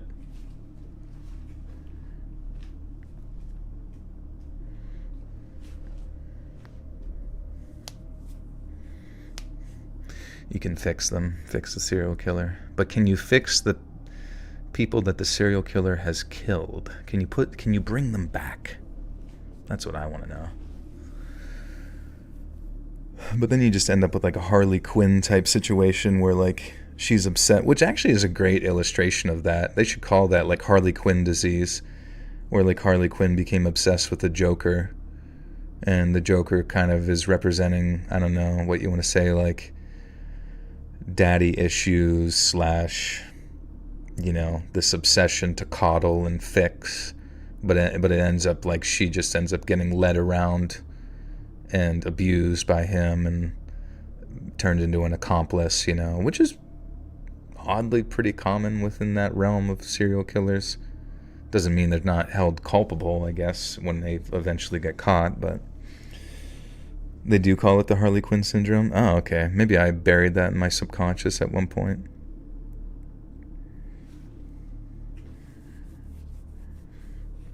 The more specific term is hybristophiliac. Yeah, I want to hear how that's pronounced real quick. Yeah, how you say that? How you be saying that shit? Oh, they don't even have it on Forvo. Strange. Control consequences. People enjoy watching how celebrities handle fame, fortune, and public scrutiny. The fascination often lies in seeing whether they will make it or break down under pressure. I guess that's true too. We all like to watch a train wreck. Criminals, there's a strong interest in the consequences of criminal actions, particularly whether justice will be served. People often follow criminal stories to see if their sense of justice aligns with legal outcomes. That makes sense too. I'm sure there's a myriad of reasons why we're obsessed with celebrity culture and criminality in a sort of crossover sense. Aaliyah Poison, welcome, or thank you for the 5. I'm a hybristophiliac and I'm engaged to a violent criminal. I find his violent nature to be extremely sexy and attractive. Oh, fascinating. Well, I hope you can stay safe, at the very least, and that kind of stuff. But thank you for the 5. Yeah, how does one say this word? The phenomenon of an individual being sexually aroused by a criminal offender. Aaliyah, I hope I'm saying your name right.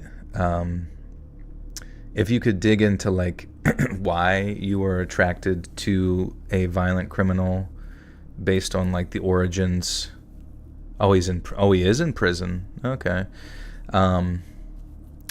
If you could like dig into your mind in the past or in your current, can you explain maybe to us why it is that you're attracted to said violent criminal?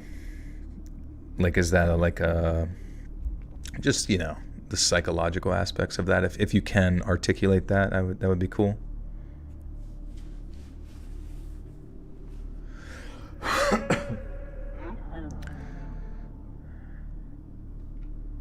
How the hell do you say this damn word? Let me ask ChatGPT.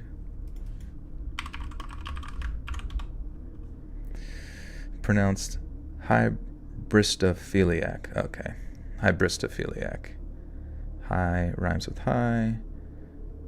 Brisk without the K. Toe, philia. Hybristophiliac. Sorry.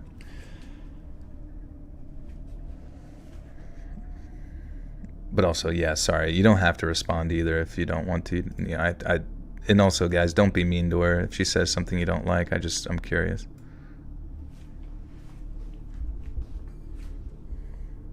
Would I interview a serial killer?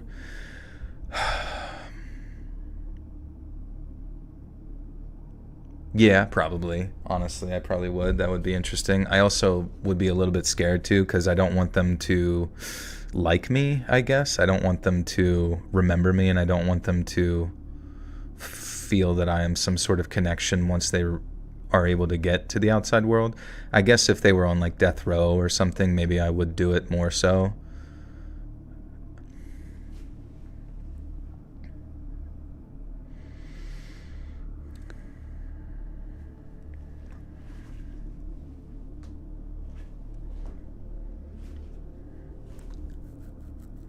Is there a serial killer among us? The person named Ted K.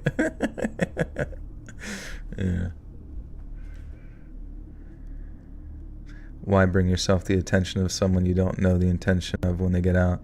Yeah, I mean, that's a good point, too. You know, I don't want to put myself in a precarious situation, but I guess, especially if but I mean, I guess I don't really have a career in interviewing people that are dangerous, but I know that that is something that people do. I can't peg your accent. You trying to peg me? You sort of sound Canadian, but I gather you're an American. What part of the country you're from? Just curious. I'm from Pennsylvania. Yuck.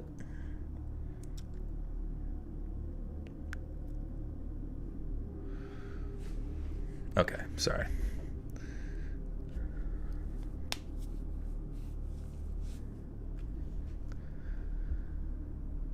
Whoever was in the shop when the hammer bloke walked in must have just scarpered out the back doors, because they were still wide open as I came running through and out into the back alley.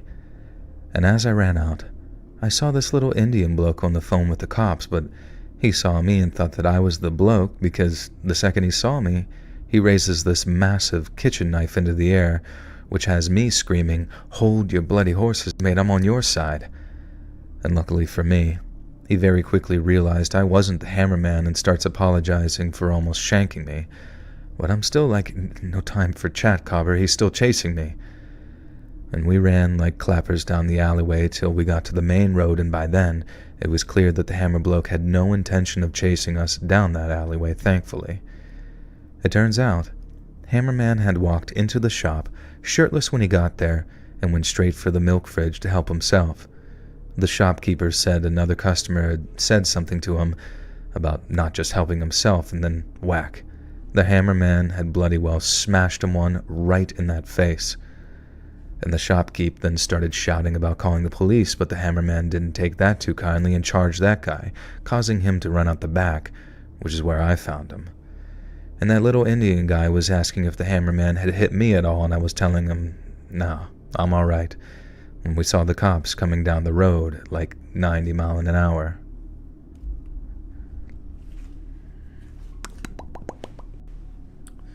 I've been attracted to and obsessed with dark and gruesome things since I was 4 years old. I also like the sight of blood. Interesting. So there was no like origins to that. It wasn't like some body once. There wasn't like a incident of sorts that sort of activated that line of thinking. It was just something that, as far as you know, that you were kind of born interested in.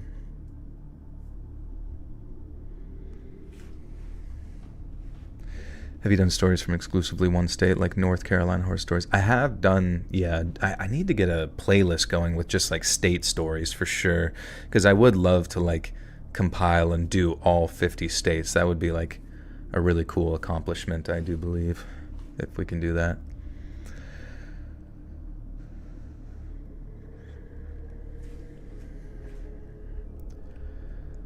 The little Indian guy was asking if the hammerman had hit me at all, and I was telling him, like, no, I'm all right, when we saw the cops coming down the road quite fast. And the Indian bloke and I then walked round the corner to watch the street theater unfold, and we turned onto the street in question just as the cops are approaching the shop, one with a gun out and the other with a stun gun. We obviously stayed back, and the shop runner guy says something like, "Oh God, he's going to smash my shop," because we could hear the hammerman inside going bloody mental. But when we actually got a good look inside, like through the glass windows, we saw that the situation inside had taken a dramatic turn for the worse. The hammerman was standing just inside the doorway, brandishing that hammer, shouting something like, "I'll smash him! I'll smash him!" at the cops as they shouted back, "Put the hammer down now." But at his feet, there was another bloke. Bald head, all bloody, totally unconscious looking, and it's him that the hammerman is threatening to smash. I'm assuming someone else must have walked into that shop after me, and I just remember saying to that guy, "I'd look away if I were you, mate," and I did the same because someone was about to either get shot or bashed in the head. And the Indian bloke just kept looking through, and right as the shouting got a bit louder behind us, bang, bang, bang, and down went the hammerman. I felt awful for the bloke, and I still do. He'd come all the way to Australia to open himself a little shop, and then ended up having some mad bastard come in to steal his milk and smash his customers. That'd be bad enough for anyone, but to have the bloke shot and killed in his shop, that's something he'll have to revisit again and again, every time he steps on the spot where it happened.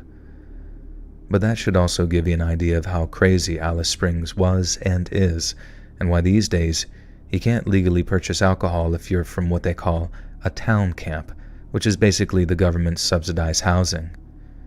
And so after hearing all that, you can understand. Hey, Paul.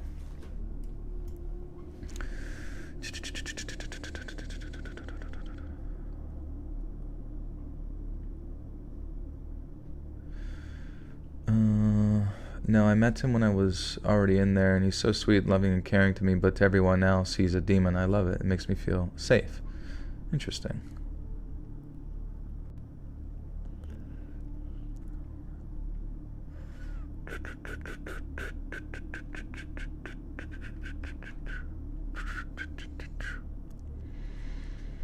I have bipolar 1, so he's the perfect match for me.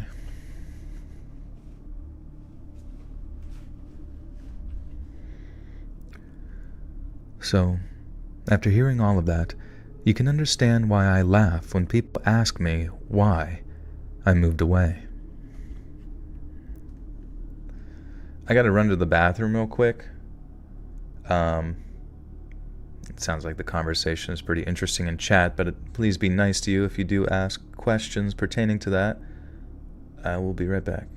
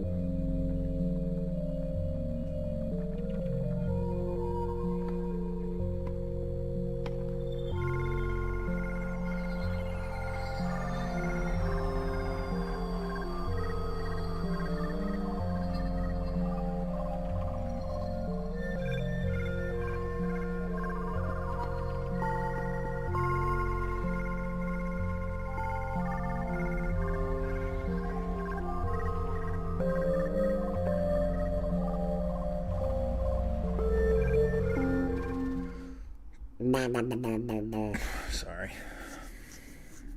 Had a few things to handle. That would be funny if I forgot and just like went to bed. Nighty night.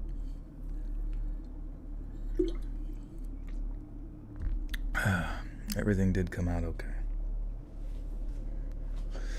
There was a mouse, an old skeleton bones from a dead rodent in there. I don't know where that came from. Some type of gerbil.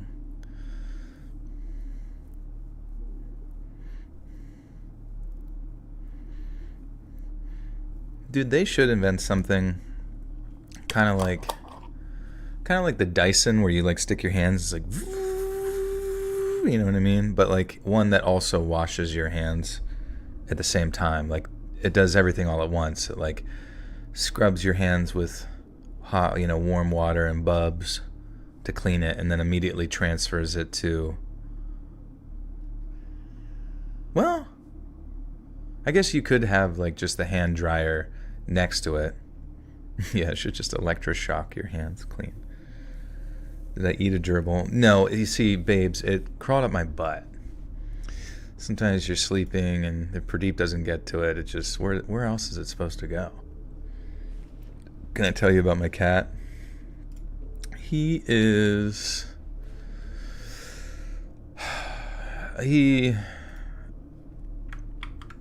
loves fashion. He's obsessed with the newest, latest Orlando Bloom gossip. He dreams of meeting Orlando one day. What's my aesthetic? I guess it's kind of like soldier ant chic. Like kind of like one of those, like if the queen tells me to do something, I get it done. There's like a little crumb of food. I'm picking that shit up from my lady. She wants me to go take down a very large beetle to feed the colony. I make that happen. Me and the boys.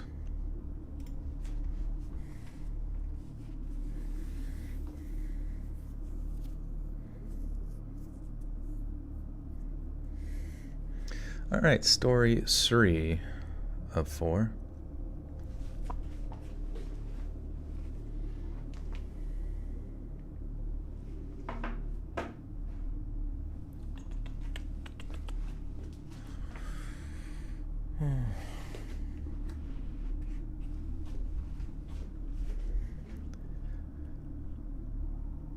Many years ago, a lifetime ago it really seems, I used to work as a bouncer on doors at pubs and clubs in Newcastle city centre.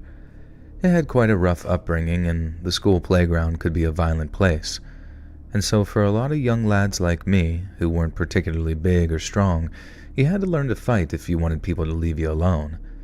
And the place to learn to fight was the local boxing gym. I started training twice after school on weekdays, then every Saturday morning for a full hours. A full R&B. I do like R&B, yeah. I feel like there's not enough of it in popularity as of late, but I guess you can find it. I really did like Thames. What is it? Thames? Tams?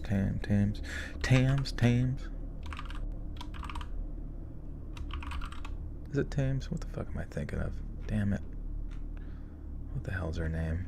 She's, I think, from Jamaica or something. I like metal. Metal is good too, yeah. But yeah, the 90s R&B was some of the best. Thames, yeah. Sorry, how the fuck did I mess her name up? She's pretty great. Free mind, free your mind. Yeah, Free Mind. That's a great fucking song, man. God damn.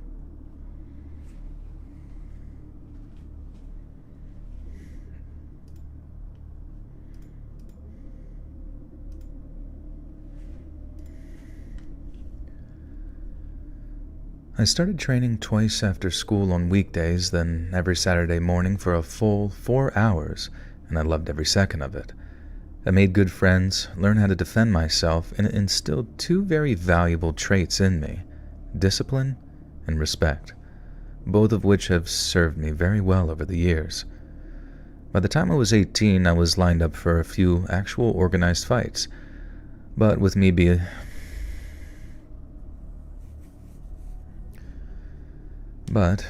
still being an amateur, I wasn't making any money off of it, and that's where Graham stepped in.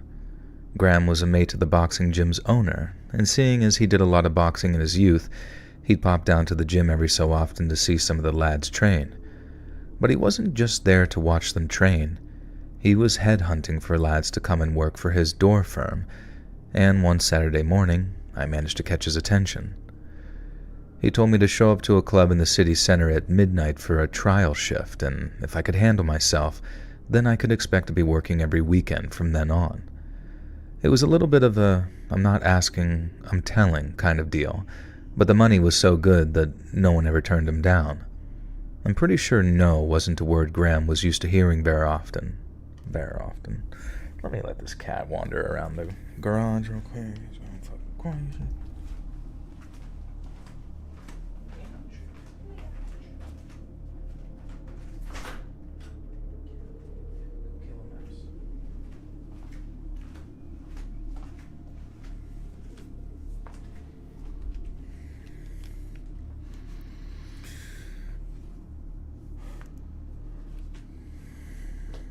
The Thames and conditions. My uncle and his wife would scare the hell out of me. I wouldn't take too long with baths. It would take 4 minutes. That's funny. They tell you the scary stories before the bath. I feel like that's bad timing. Hey, Sora, how you doing? Did anyone cover my shifts the next week? We got you.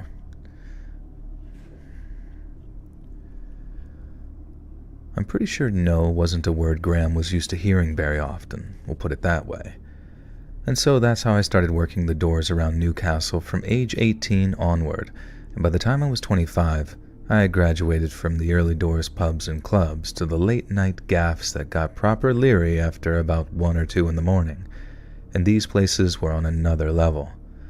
When I first started, there'd be 2 of you working a Saturday night in a single floor pub, but by the time I was trusted to work the bigger jobs, you were looking at 2, 3, sometimes 4 floor nightclubs that could fit hundreds and hundreds of punters.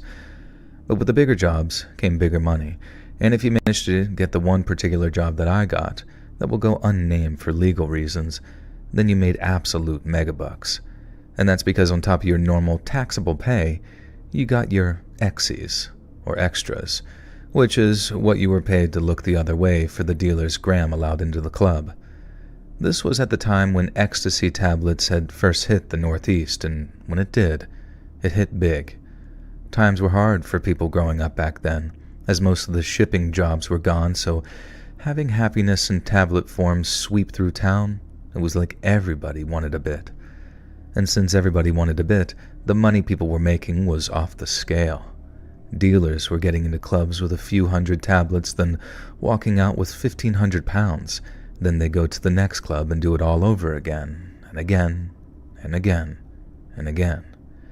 There was money going around like you wouldn't believe, and the only thing standing between the dealers and all that cash were us doormen. I suppose at some point, it came down to a choice. Act like a complete Obama. Oh, I thought somebody said that. Act like complete saints.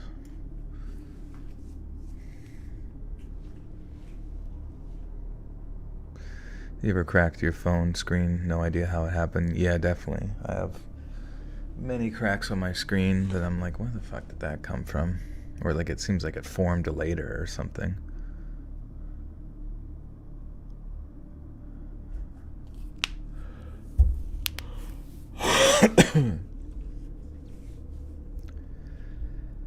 Act like complete.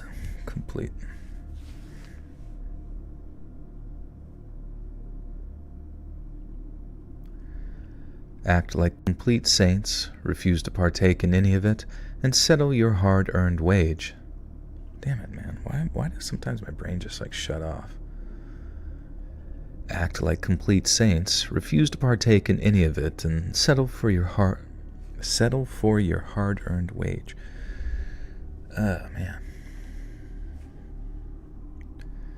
act like complete saints, refuse to partake in any of it, and settle for your hard-earned wage, or make 200 more pounds every single night just for looking the other way with one single solitary dealer. Times that by 2 or 3 and you're walking away with more money in X's than you did from your normal wage, and we were declaring, dude, I don't know what the fuck. This is English, but I can't fucking read it. And were we declaring, it's a question. God fucking damn it. I don't know why, it just like doesn't flow right for some reason, even though it literally is the origins of the language that I speak. It just never flows in my mind the way I want it to. Get your head in the game. Come on, get focused. Okay, I'm sorry.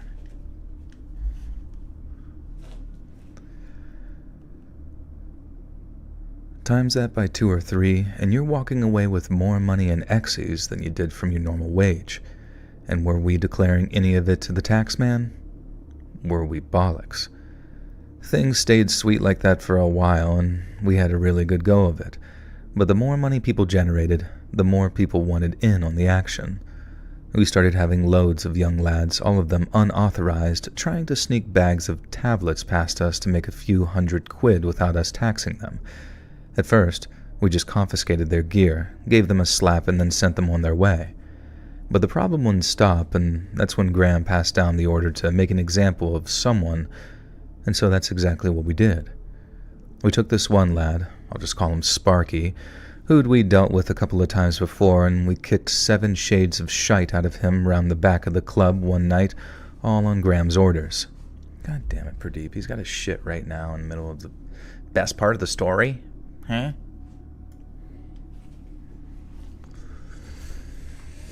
Seven shades of shite.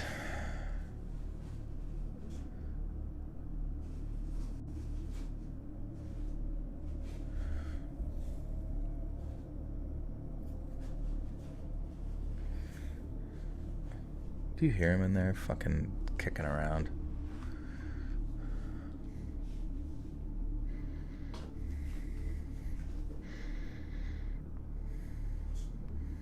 Cat's doing good. He's just taking a big old dump right now in the midst of me entertaining the masses. Yeah. This is going to be added to the smell-o-vision. It can be found in bonus content. I will need everyone's address so I can send a small little bit of his poop to your mailbox or P.O. box.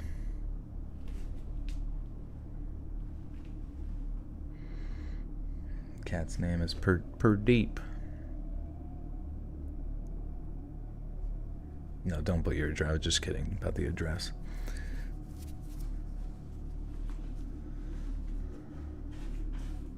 Do you hear him in there? Like, why has he got to be so particular? Just shit it out your butt and fucking bury it. Like a body. You don't have to go 6 feet deep. Just get it done. Oh my god. You don't hear him in there. Dude, he's just fucking clitter-clatting around. Shit's so annoying. And the funniest thing is like after he gets done, he like sometimes like sprints out of the fucking shitter. Which I guess makes sense. He's like, ew, yucky.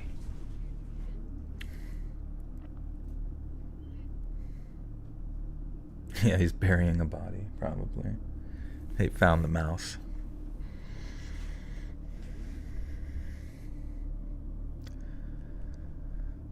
We took this one lad, we'll just call him Sparky, who'd we dealt with a couple of times before, and we kicked him 7 shades of shite.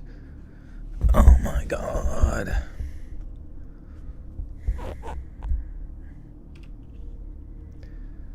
We took this one lad, we'll call him Sparky, who'd we dealt with a couple of times before, and we kicked 7 shades of shite out of him round the back of the club one night, all on Graham's orders. It was just to make an example out of. I don't know. I can't honestly blame it on the English, but we should, regardless. I mean, that's the American way. How long have I had Pradeep? He is 10. He's as old as the channel. I just hit my 10-year anniversary on YouTube here, and he was born in 2014 in June, so he's 10 years old. seem a bit distracted. I don't know. I think I've used up all my juice all the sugar juice in my brain. It's always towards the end where it's like seems so simple, but it's like oddly frustrating to try and read it for some reason, even though, I don't know. It was just to make an example out of him. It wasn't anything personal, but since he ended up in hospital, Sparky took it personal. About 2 weeks after, a bloke I worked with called Ronnie walked out of his gym, got into the driver's seat of his car, and was about to drive home when someone tapped on his window. Ronnie turned his head to look, and bang, someone shot him in the face. And by some stroke of miraculous good luck, Ronnie survived his brush with death because the bullet went through his eye, then out the side of his head, totally missing his brain and spine and all of that. And we were made up to hear that he'd be okay, but the message was a clear one. Ronnie had been one of the fellas to give Sparky a kicking, and when we heard Sparky was nowhere to be found, we had a pretty good idea that it was him. But without knowing where he was, we were all vulnerable. He could walk up to any door in a crowd of people. Walk up to any door in a crowd of people? Is that like a...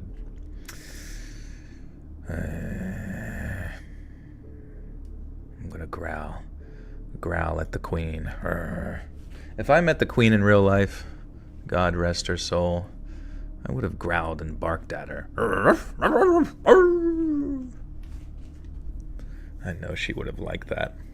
Dude, I guarantee you that the Queen, closer to her death, probably was hoping someone would be disrespectful to her. That's probably how she got her rocks off, to be honest. She just wanted someone to dissent. And I was the one to do it.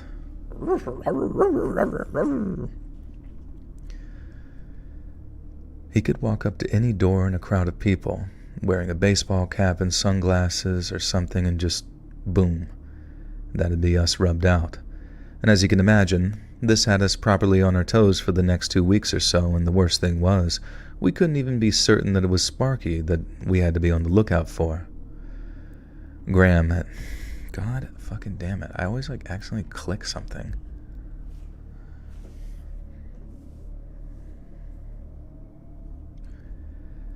But as you can imagine, this had us properly on our toes for the next 2 weeks or so, and the worst thing was, we couldn't even be certain that it was Sparky that we had to be on the lookout for. Graham had been the go-between from the police to Ronnie's family and us, but as much as he had been pestering the police for info, they told him that they had no idea who the shooter might have been, nor did they have any idea where Sparky was. But Graham didn't believe them. He thought that they were treating us like mushrooms, feeding us shite and keeping us in the dark, because God knows if we'd have figured out where Sparky was, he'd have been a dead man for what he'd done to Ronnie. But then that meant that we had no idea if or when he was coming for us, and I'd never seen so many big hard blokes acting so scared for their lives. Graham told us all that he was trying to get hold of some bulletproof vests, and that our door would be the first to get them when he did.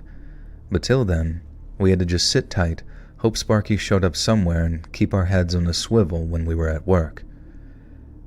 2 weeks after Ronnie was shot, we were all still proper on edge, but the more time that went by, we started to think that maybe Sparky had run off to the Costa del Sol after shooting Ronnie. Costa del Sol, what the fuck is that?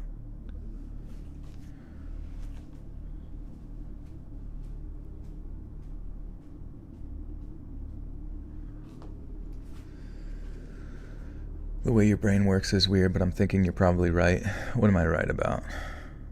Everything. Every absolute thing.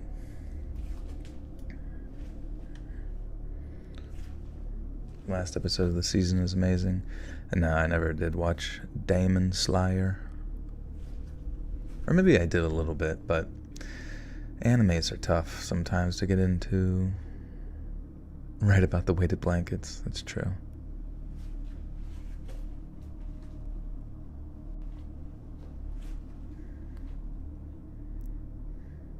The thing with the Queen. Yeah, she just wanted to be barked at so bad. She's like, oh, how rude. Keep him on a short leash. 2 weeks after Ronnie was shot, we were all still proper on edge, but the more time that went by, we started to think maybe Sparky had run off to the Costa del Sol after shooting Ronnie, and most definitely thinking he'd killed him. And if that was the case, then we had nothing to worry about, and we might never see Sparky ever again. But there was still that worry that he was just biding his time, waiting until we'd let our guards down a bit to strike, and that's why we could never properly relax. And so that Saturday night, a fortnight after Ronnie was rushed to hospital, a group of 5 of us were working the doors of the unnamed nightclub, and 3 of us had been involved in Sparky's beating, so we were proper on edge and watching the street for any signs of him and his boys. Suddenly, I hear one of the lads saying, "Why, hey, man, who's this been then?" God damn it, I don't know what the fuck this says. "Why, hey, man, who's this here then? Why, hey, man, who's this here then?"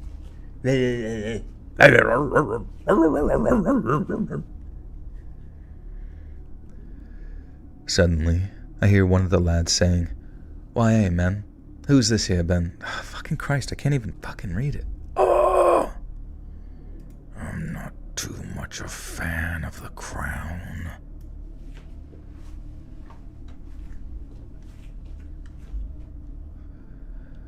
Suddenly, I hear one of the lads saying, "Why, hey, man, who's this here then?" And he's looking down the street at someone, so I walk over to see who he's looking at, and we both see this kid walking down the street towards us. He looks to be about 14 or 15, 5'3" with a little teenage tash above his lip, and he walks right past us and towards the doors of the club. The boss doorman was like, "Where the bloody hell do you think you're going, young man?" And the kid says, "Inside." And the boss asks him, "And how old are you then?" And when he replies, 18, we all burst out laughing. The boss tells the lad, "If you're 18, then I'm Bobby Charlton. I'll bugger off before I give you a slap."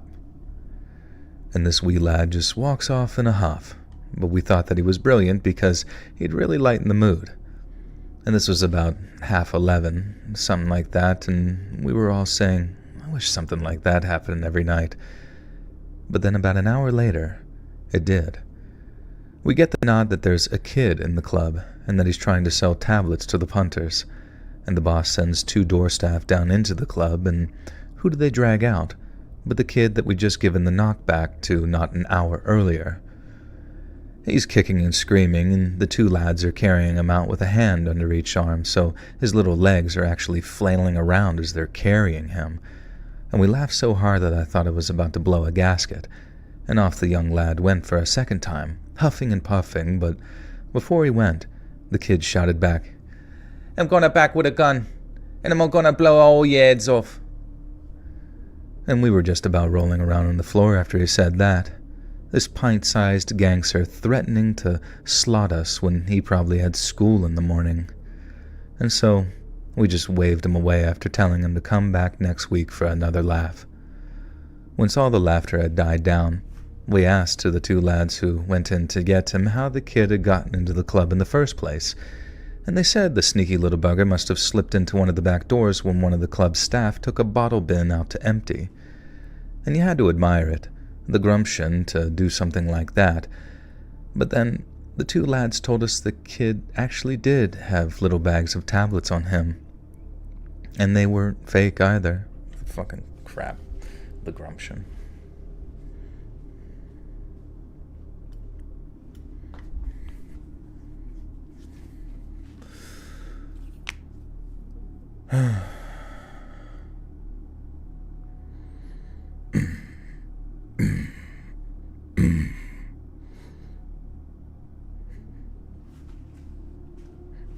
Every woman nowadays has daddy issues. Does it always stem from the lack of a father? Or can you still have it even with a good dad? Or is it really just like people just generally are attracted to someone older? Maybe that's just the natural way of things, perhaps. I don't know.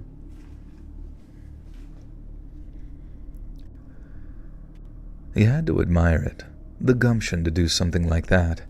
But then the 2 lads told us the kid actually did have a little bag of tablets on him, And they weren't fakes either. He wasn't trying to flog indigestion tablets as ecstasies. They were legit, and they all had the little smiley face or bat signal designs on them. There was only about 10 in the bag, but it got us thinking, where's this wee lad got tablets from? And there's no way anyone would be so daft as to send a child into an over-18s bar. And you might as well just turn yourself into a police station. So how's he got his hands on them? But it's also not like we had time to wrestle with the question. We had a job to do. And for the next few hours when things were at their most hectic, we were occupied trying to keep order in the club. By about 3 in the morning, the busiest part of the night was over, and although it was still bumping in the club downstairs, the crowds were starting to thin out and people were starting to flag taxis down to make their way home. I couldn't wait to get home and get a shower. I'd had to turf about 5 people out that night, and I'd had drinks spilled all over me in the process. My shirt stank of beer and alcopops, and I'm just trying to run down the clock until I can call it a night. But then about half an hour from closing, who comes walking down the street but a Newcastle kid? Or at least that's what one of the lads christened him as he come walking up the street towards us. And we're all laughing, saying things like, "Oh, here he comes. He's about to pull out a shooter and start blasting." And then, when he gets within about 10 to 15 feet of us, he pulls out this big cowboy-looking pistol from his pants and points it right at us. It didn't look real.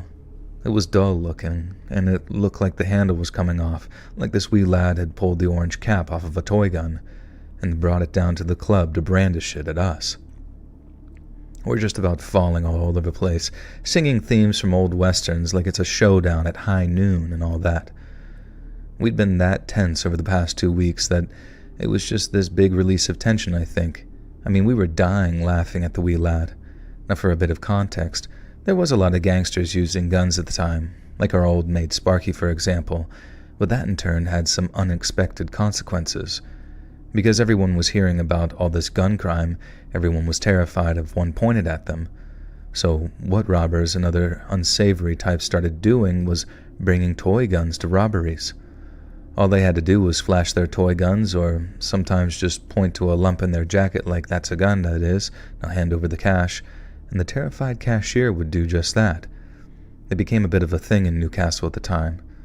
So when we saw that kid pull that old, falling-apart cowboy gun out in that poorly lit street and thought, that's not a cat in hell, motherfucker, god damn it.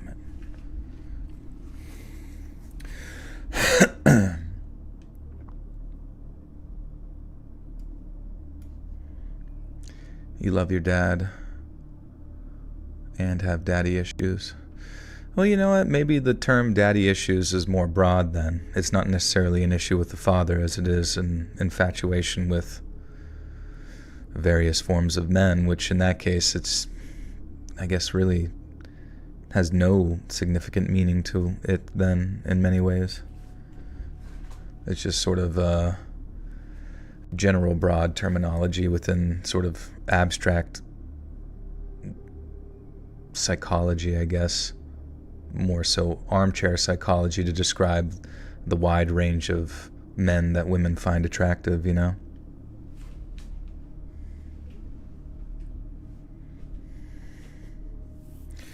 These terrible British accent attempts are killing me. What are you talking about? They're perfect. They're spot on, mate. Spot on.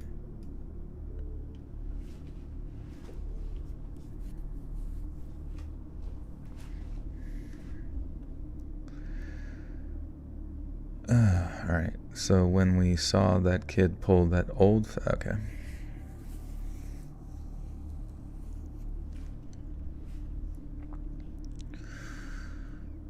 Reptile, why are you making eyeball noises, bro? Go. Explain yourself or go.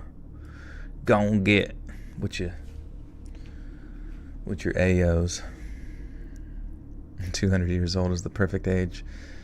If it's not Dracula, I'm not sucking.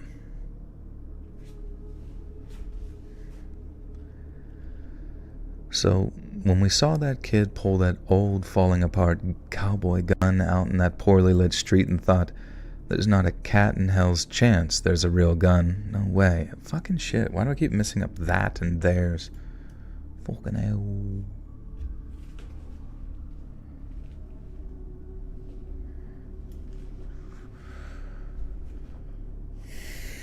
Pappy issues, yeah. I have granddaddy issues. That's what all the girls at Playboy Mansion had.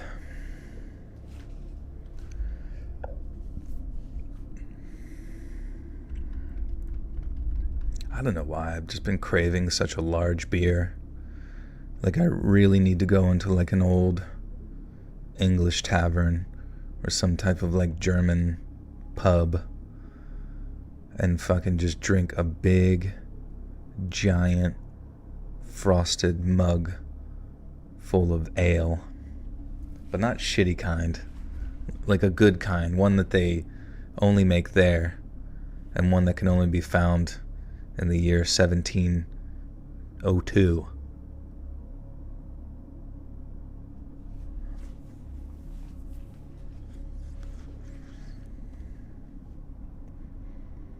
It's almost Oktoberfest. Maybe I'm sensing it.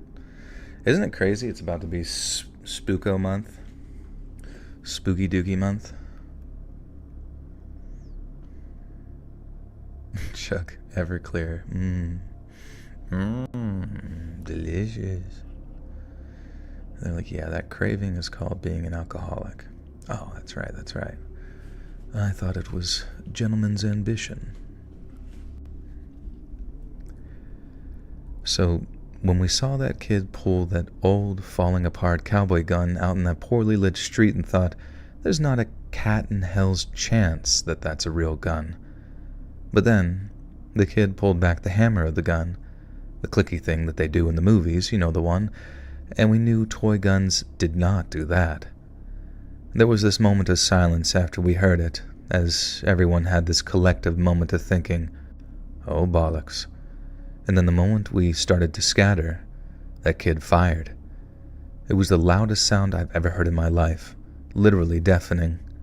The street we were on at the time was quite narrow too, so when the gun went bang, it echoed off the narrow streets and made it sound like a bloody rocket exploded or something. I had my back turned when he shot, but I remember seeing the street almost light up as he fired. I didn't know how fear felt. Fucking fear.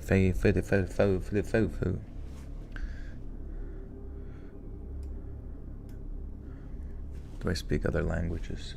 Just the language of dance. Nicole Kitely with welcome back for 28 months. As Halloween is my favorite time, however, I was actually kind of offended to see it going up all over DL in this weekend when I was there. It's August. All the people were like putting up decorations already. Yeah, I guess that's a bit early, huh? We all just want to get there as quick as possible, but I want to savor the summer, bro. Granted, it probably will still be warm all the way into October as it's been, but at least around here it's like, I don't even know. It stays pretty warm until like the end of October. It's kind of like sort of a transitionary season. November is kind of rainy. Sometimes December you don't really get snow. It's a bit rainy. But then as soon as January 1st hits, everybody's bitching about fucking global warming, and then all of a sudden it's like -20 till goddamn fucking June. Like actually just like drop off weather out of nowhere, and then nobody ever talks about it anymore. People always talk about fucking like heat waves, the world's ending and shit. Nobody ever talks about comfort waves when it's like 75 and beautiful. Why don't we celebrate that, for Christ's sake? Oh, it's summertime. Guess the world's ending. Oh, it's wintertime. Guess the world's ending. Oh, it's the change of seasons. Guess the world's fucking ending, eh? I didn't know fear like that even existed. And in the blink of an eye, I went from standing there in the street to cowering behind a van, just waiting for the next shots to be fired. And that silence was truly endless, waiting for the next shot, I mean. People were running, people were shouting, but I was focused on that next shot, terrified that the lad would find me behind the van and make me his next Son of a bitch, every stupid little fucking interruption.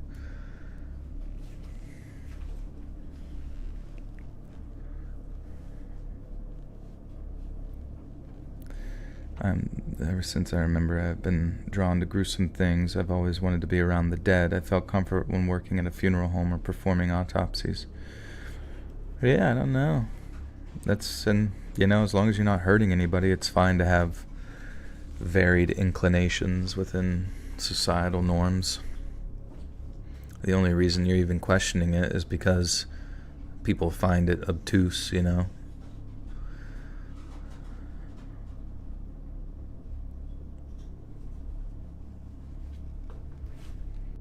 Anyone seen Alien? I do want to see Alien. I wonder if I could, choose a day and just go see Alien and Wolverine in the same day. What's up, Thunder of Hail? How we doing? What is a jaywalker? I think it's just someone who walks across the street, but not between the designated walking area, therefore posing a threat to themselves in traffic. Oh. Probably one of the greatest crimes, punishable by imprisonment and potentially death.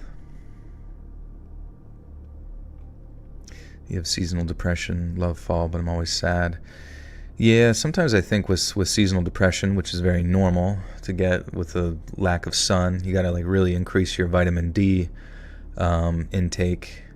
Maybe some people say upwards of 20,000 units. I mean, you can look into that, but even in areas that get the most sun, it's you still can't really synthesize enough vitamin D, and especially if you have different varying types of skin, it might not be as effective. But honestly, sometimes in the winter, I feel the best way to work through it is just to exercise yourself into the ground, as weird as that sounds. Try to get it in almost every day, just for that boost, just for that little period of time in your day where you forget your woes, even if they are manufactured by the goddamn sun, or lack of. And that silence seemed endless. Waiting for the next shot, I mean. People were running, people were shouting, but I was focused on the next shot, terrified the lad would find me behind the van and make me his next target. But he didn't, and no other shots were fired, because as it turned out, this wee lad's gun misfired right after that first shot, and since he didn't know how to fix it, he just ran off. He only got one shot, but one shot was all he needed.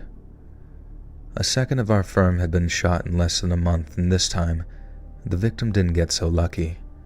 I won't name him for privacy reasons, but even though we tried our best to stop the bleeding, my guy had lost so much blood that he died on the way to hospital. And it was devastating. But the question everyone was asking was, how could that have happened? How could such a young lad have gotten his hands on drugs and guns? We were convinced that it was connected to Sparky somehow, that he'd put the kid up to shooting one of us, but that didn't explain why he'd tried to get into the club to sell tablets. And that was the big hold in the theory for me, the thing that made me think something else was going on, and I was right. There was no rhyme or reason to the shooting. This young lad's older brother was a dealer, and a crap house one at that.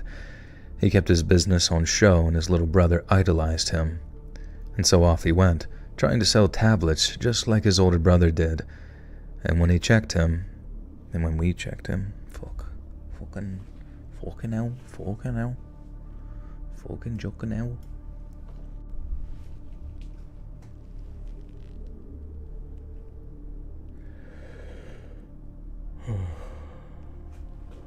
Our most natural state.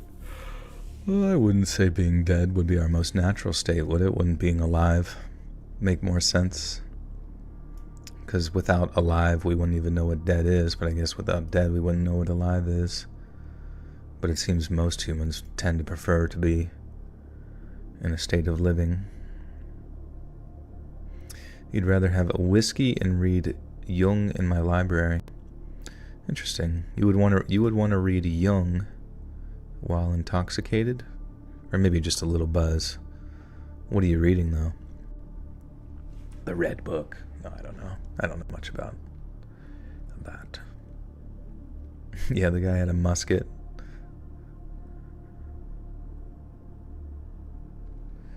The doctor said you don't tan enough. Yeah, I guess because, like, if there's UV light, it would help you synthesize more vitamin D, but I mean, you might just have to, like, supplement larger amounts with, I think, like, one of the more advised ones is, like, vitamin D3 with K2. I think K2 helps absorb it better or something like that. You can find that on Amazon or look that up on YouTube.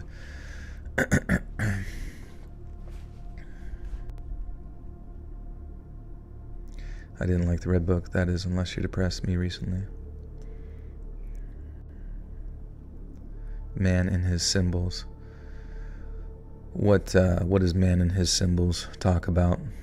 Or, like, what would you summarize in, like, a paragraph that book is about from Jung? And so off he went, trying to sell tablets just like his older brother did. And when we checked him, he did exactly what his brother talked big about, which was not letting anyone disrespect you. And so this young lad went to where his brother hid his gun, loaded, mind you, took it, brought it into town, and shot a young doorman dead with it. And he ended up going to a young offenders institution, and I got out of the security game about 9 months afterwards, when I met the girl who'd eventually become my first wife. It was a dangerous time to work those kinds of trades, and it was about those 2 shootings that made me decide that I had no future standing on doors. Oh, I just hit my head off. God damn it.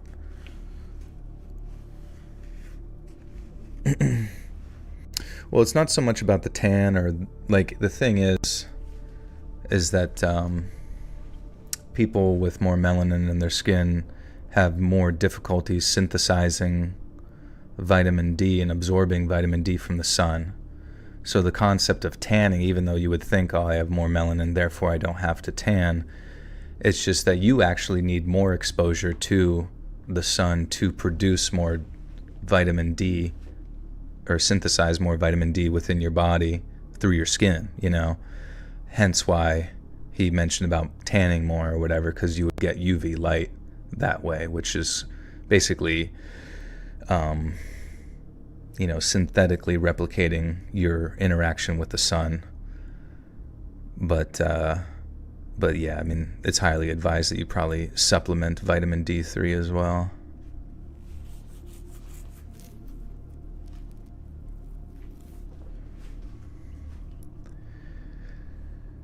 It was a dangerous time to work those kinds of trades, and it was those 2 shootings that made me decide that I had no future standing on doors.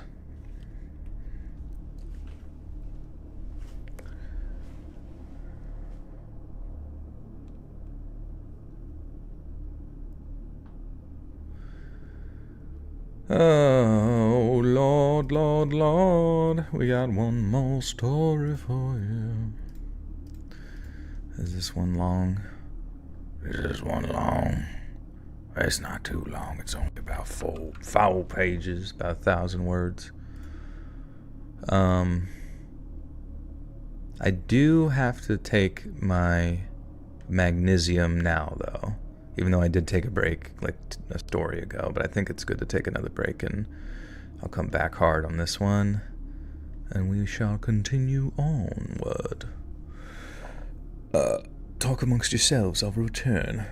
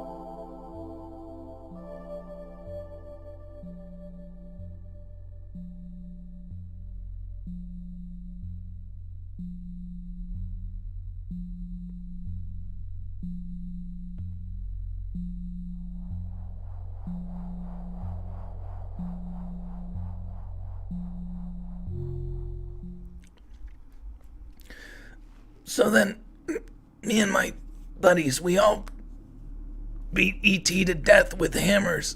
He's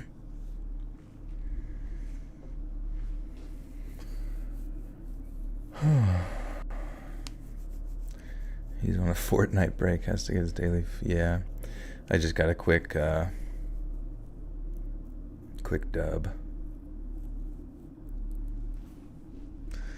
Quick battle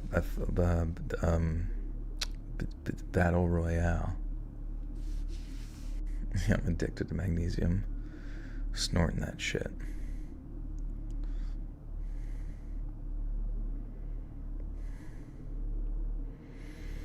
I wish there was a way to like market my channel more to like the ASMR community, if that makes sense. In the algorithmic sense. I wonder if I put the words ASMR at the end of like a title and just like tested that out. Do you think that would like hurt things? I have no idea. Well, that's the thing, is like ASMR has many descriptions, and like some people might like assume it's to be like lip smacky noises and chewing on cud, but like sometimes people just kind of blanket use that term to like relate to something that helps them fall asleep. Start the hashtag ASMR on videos. I mean, I do put that in the tags, but I guess the hashtag might help, and maybe put that in the description. Like some people find that this helps. Serial killer. Oh, dude, actually, for bonus content, and would you guys listen to that for bonus content, like an ASMR role play as like a serial killer? That actually sounds kind of cool.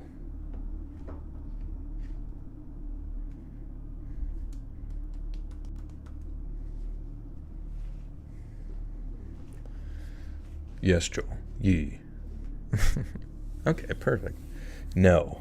We got one no. But it's been outnumbered by all the hell yeahs. Can I get a hell yeah? Hell yeah for the ASMR. Yeah.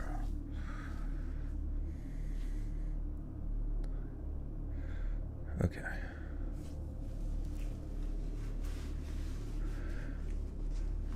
That would be genius. Absolutely genius, Watson.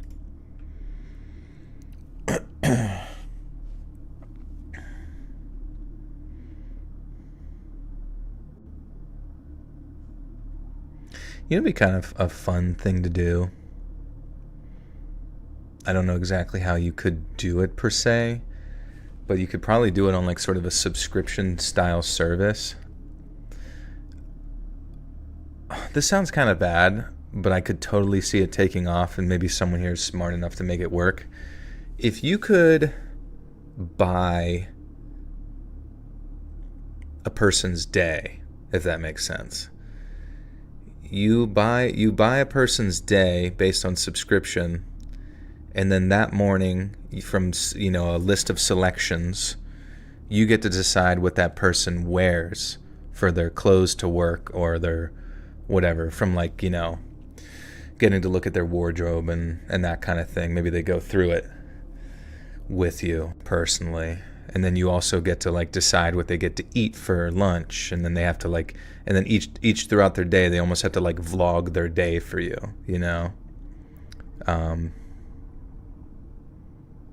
sounds like a dumb sub dynamic. It might kind of be, but I could also see it like in a weird way branching itself into that, but also branching it into just the sort of morbid curiosity things. It's like something I could see popping up on TikTok, like, here's what I do in the life of a server. No, what would you call it? What would the person be called in the life of the subscription life controller? Rent a girlfriend? No, not necessarily rent a girlfriend. Like, obviously you could rent a girlfriend, that would be fun, but like no, not a slave. Jesus, like a fucking, just something that from your desk you could just casually decide, keep things that the person does throughout their day, more specifically what they wear, what they eat, and what they do. And they just have to send you videos to verify that it's happened. Not like a dom. I don't think it would be. Yeah, there you go. You would be an influencer. You would get to literally influence someone's life. It's not a villainous concept necessarily. And it's not FetLife. It's not a fetishy thing, guys. Stop pushing them that way. It's just it's just like rent. You just rent a person's life, and you tell them exactly what to do all the time for money, whatever. No one's jerking off to it. You could. You definitely could.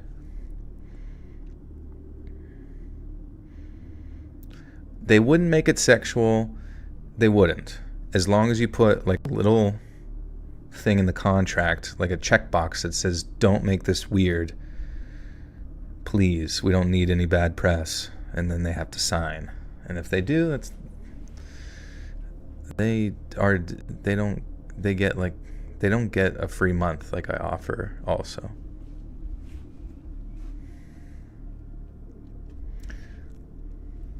All right, you guys think of a good idea. We need to market this. Rent a buddy. There you go, rent a buddy. There you go. Well, that's what we'll call it. We can make an app. You don't have to meet in real life. You just have to wear whatever cool shoes they pick out. It's been almost 10 years since I was awoken in the middle of the night to the sound of screaming. My wife and I live in typical suburbia. 2-story houses as far as the eye can see, small lawns out front with house numbers in the quadruple digits. It's a quiet place, a peaceful place to live, which is why hearing a scream outside our window woke me and my wife up with a pretty bad startle. Our bedroom window looked out onto the street outside, so we simply got up, opened up the curtains, and then looked out to see a car running idle on the blacktop outside. The front and back passenger door were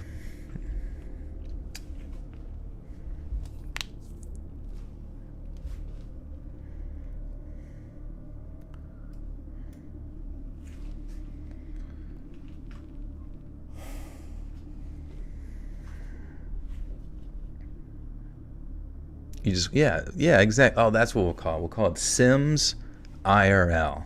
Because how often do you love to do create a characters, right? But it's create a character and control and make them do whatever you want in real life. Sims IRL. We'll have to hit up EA Sports and see if we can get the rights on that.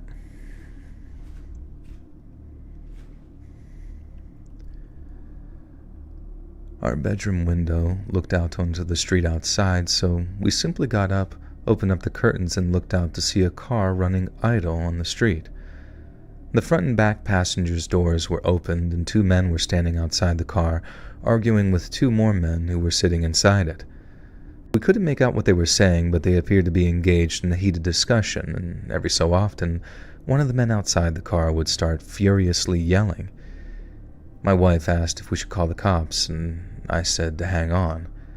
They were certainly being very antisocial, I guess, but I didn't think it would escalate to anything.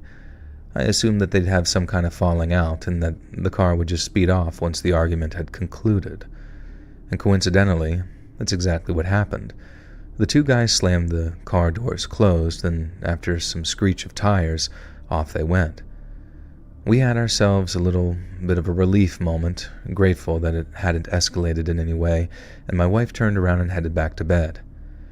And that left me just standing at the window, watching the 2 guys in the middle of the street as they seemed to continue their disagreement, albeit at a much quieter volume.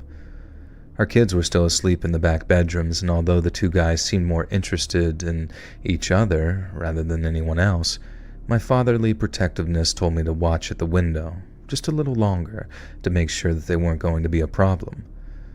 So I'm standing there, watching the guys, and they're not budging from the middle of the street. They're just growling at each other, gesticulating.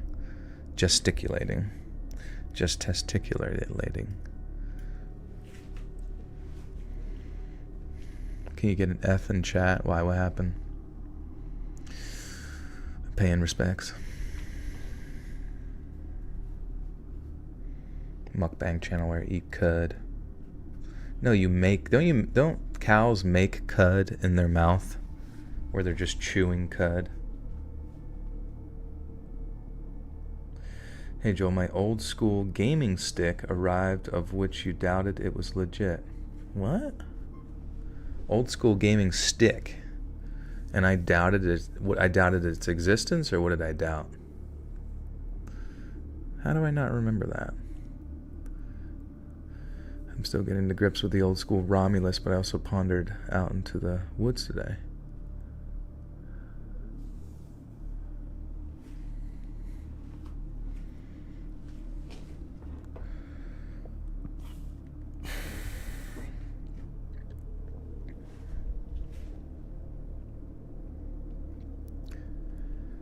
They're growling at each other, gesticulating wildly, and although I still can't make out what they're saying, they're clearly not happy with each other. Oh wait, the stream didn't end, did it? Are we having issues?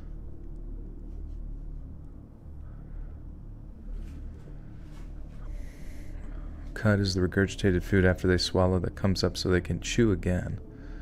Wait, I thought cud was something to do with like cows chewing on food for a long period of time. What is cud?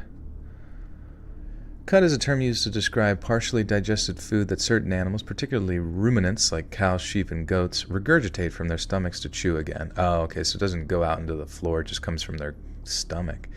This process is part of their digestive system where they first swallow the food into a specialized stomach, the rumen, then bring it back up to their mouth to chew it again more thoroughly.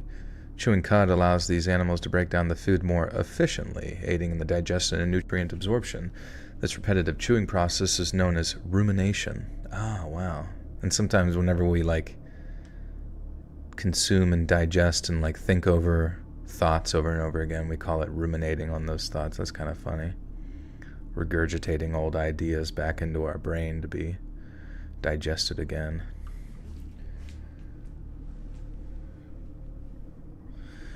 I'm just as happy as a cow chewing on some cud, a treat to beat your feet in the Mississippi mud. Digest your food in the normal way. Yeah, I'm sure there's probably animals that see that we don't just absorb the food into our body that are like, ew, dude, they have to sit there and chew it with their mandibles.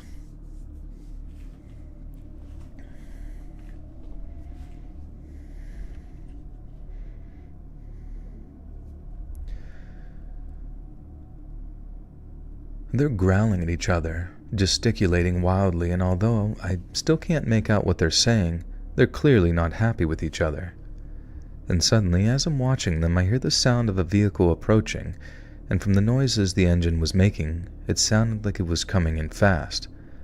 I figured the guys in the car were back to continue their argument, presumably at yelling volume again, and I was right on the verge of asking my wife to call the police when the car came into view again. I knew from the moment I saw it that it wasn't about to slow down. It wasn't going way too...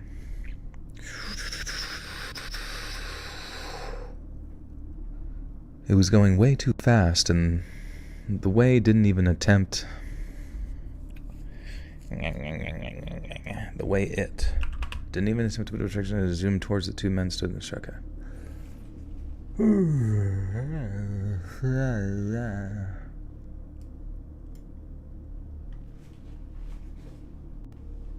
Reset the tongue. That's what she said.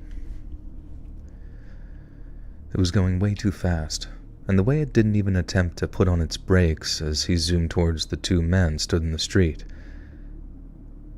That's not a sentence. It was going way too fast. When it says "and the way," it's presumably there's more to the sentence, but there's not.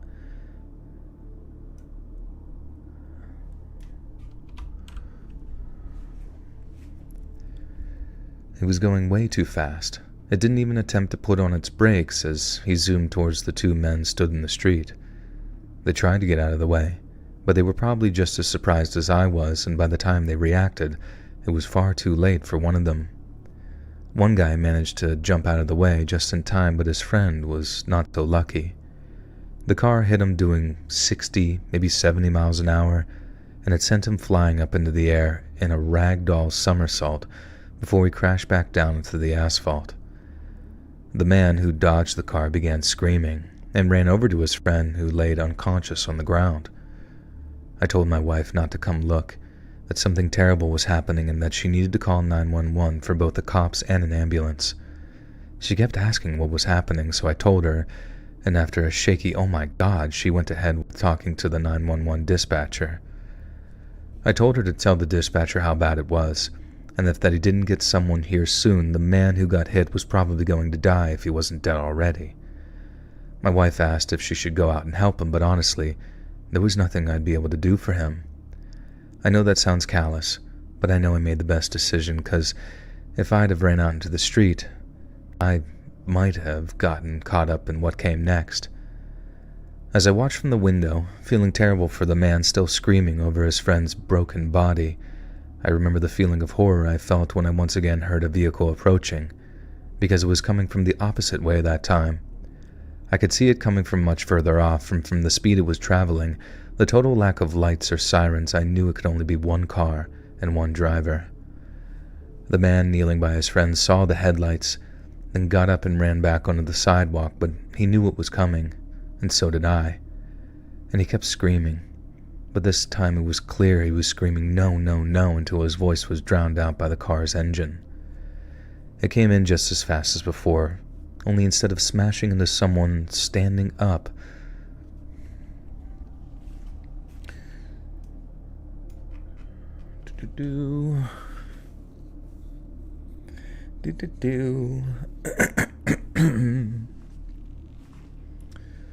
Is there a way to tell how long you've been subscribed to someone? Like, I don't remember how long I've been subbed to anyone. I'm curious. I think there is. Some people say they know, but I'm not sure.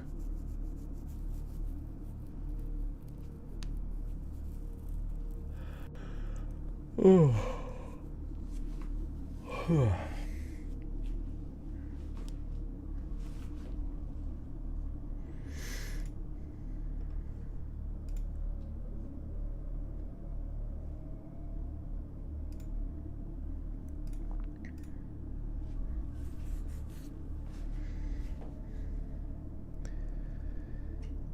It came in just as fast as before, only it's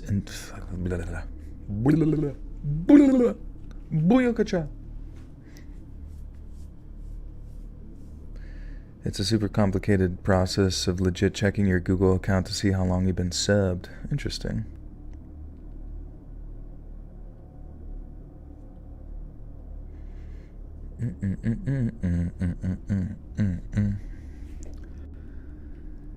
It came in just as fast as before, only instead of smashing into someone standing up, the car ran over his body at what must have been 70 miles an hour easily. It flew over his body like there was nothing there at all, but as it hit him, the guy's body almost completely came apart. There were pieces of him all over the blacktop, which was shiny, and if I thought his friend was loud before, that was nothing compared to the noise coming out of him from when he saw what remained of his friend. It was, without a doubt, the worst thing I'd ever been unlucky enough to witness in all of my many years on this earth, and I know it's something I'll never forget. My wife tried going back to sleep, but by the time all the emergency crews were outside, scrapping.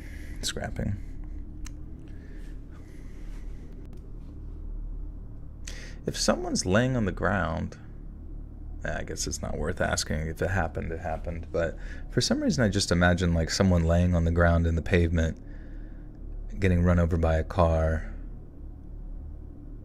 that it wouldn't blow up your body. I don't know why. Maybe I'm overthinking it.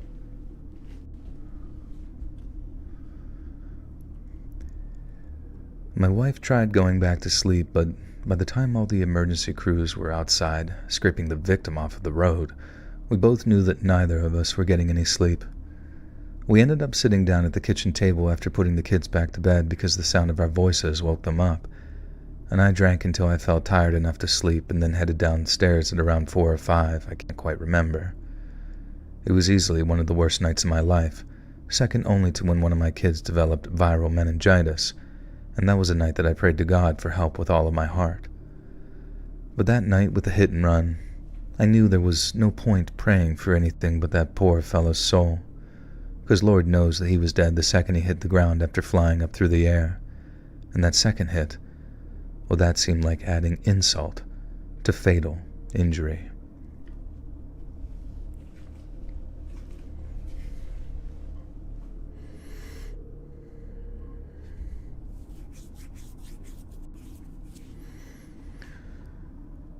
All right.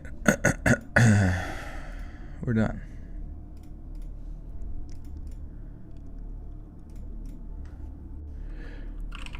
You guys want to help me think of something to say at the end of this old outro?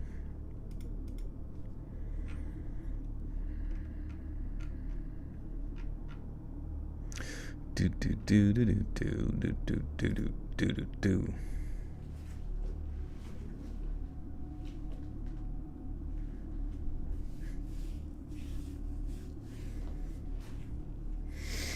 I used to be a member of this channel until I got a new card. It's been so long and it's so cool. I can come back to Joel over the years in the middle of the night. Well, welcome, welcome. Chinwag, good to see you.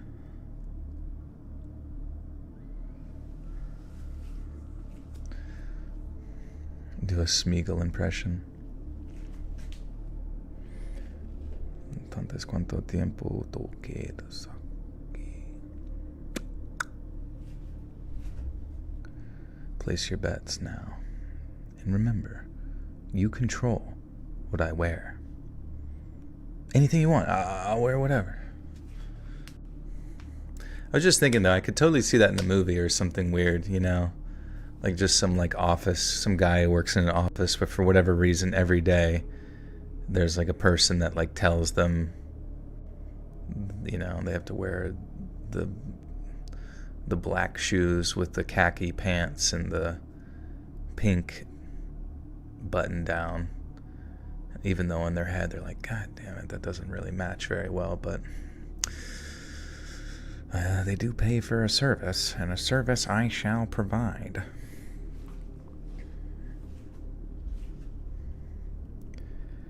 Hey friends, thanks for listening. Click that notification bell to be alerted of all future narrations. I release new videos every Monday and Thursday at 9 p.m. EST, and there are super fun live streams every Sunday and Wednesday night.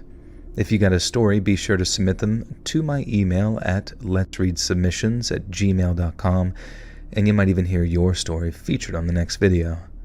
And if you want to support me even more, grab early access to all future narrations and bonus content over on Patreon, or click that big join button to hear about the extra perks offered for members of the channel.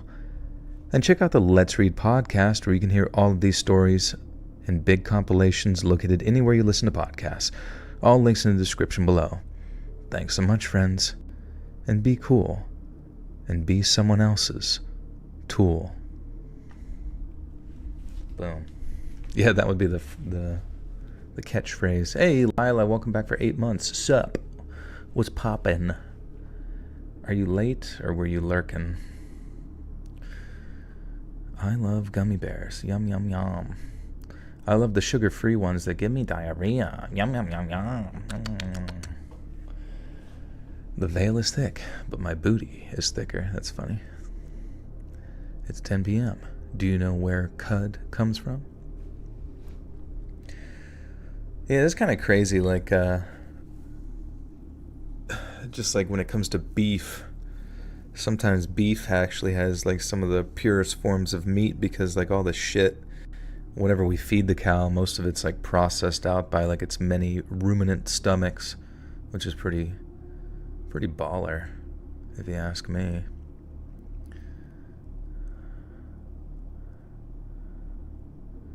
He's never read mine before. Thanks, Joel. Best night. Oh, I'm sorry. Oh wait, yeah, you got it. Hell yeah. What are the chances? Well, guys, thank you for hanging out. Tonight was fun, and I think we got it done in, not record time per se, but definitely in typical time, 3 hours or so.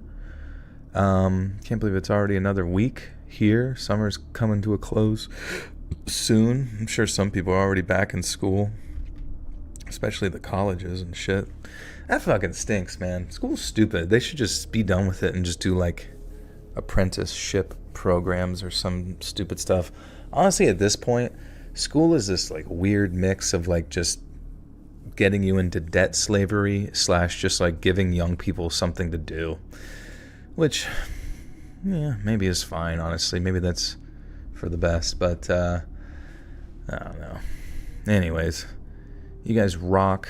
Be sure to follow me when I hit the notification bell when new videos go out, etc.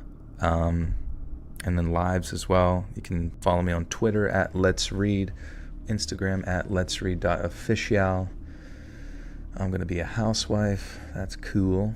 It's always an exciting... Honestly, that's not a bad gig, to be honest. Like, it seems satisfying and fun, and you don't end up with a bunch of debt, and you just get to have a good old grand time, and hopefully said, familial unit is nice and stuff, and yeah, I don't know, not a bad situation. Guys, do whatever you want. Do whatever the frick you want. Don't listen to anybody other than the smart people. Listen to what the smart people tell you to do. But all the other ones, tell them that you're not interested in even listening. All right. Goodbye, friends. I will be back Wednesday for another Stram, probably around this time. Well, not this specific time, but probably around 10, 11 p.m. EST. Get early access on Patreon. It's only $1 a month over there. And yeah, I will catch you guys on the flippy floppy. All right. Peace out. Girl Scout. Bye-bye.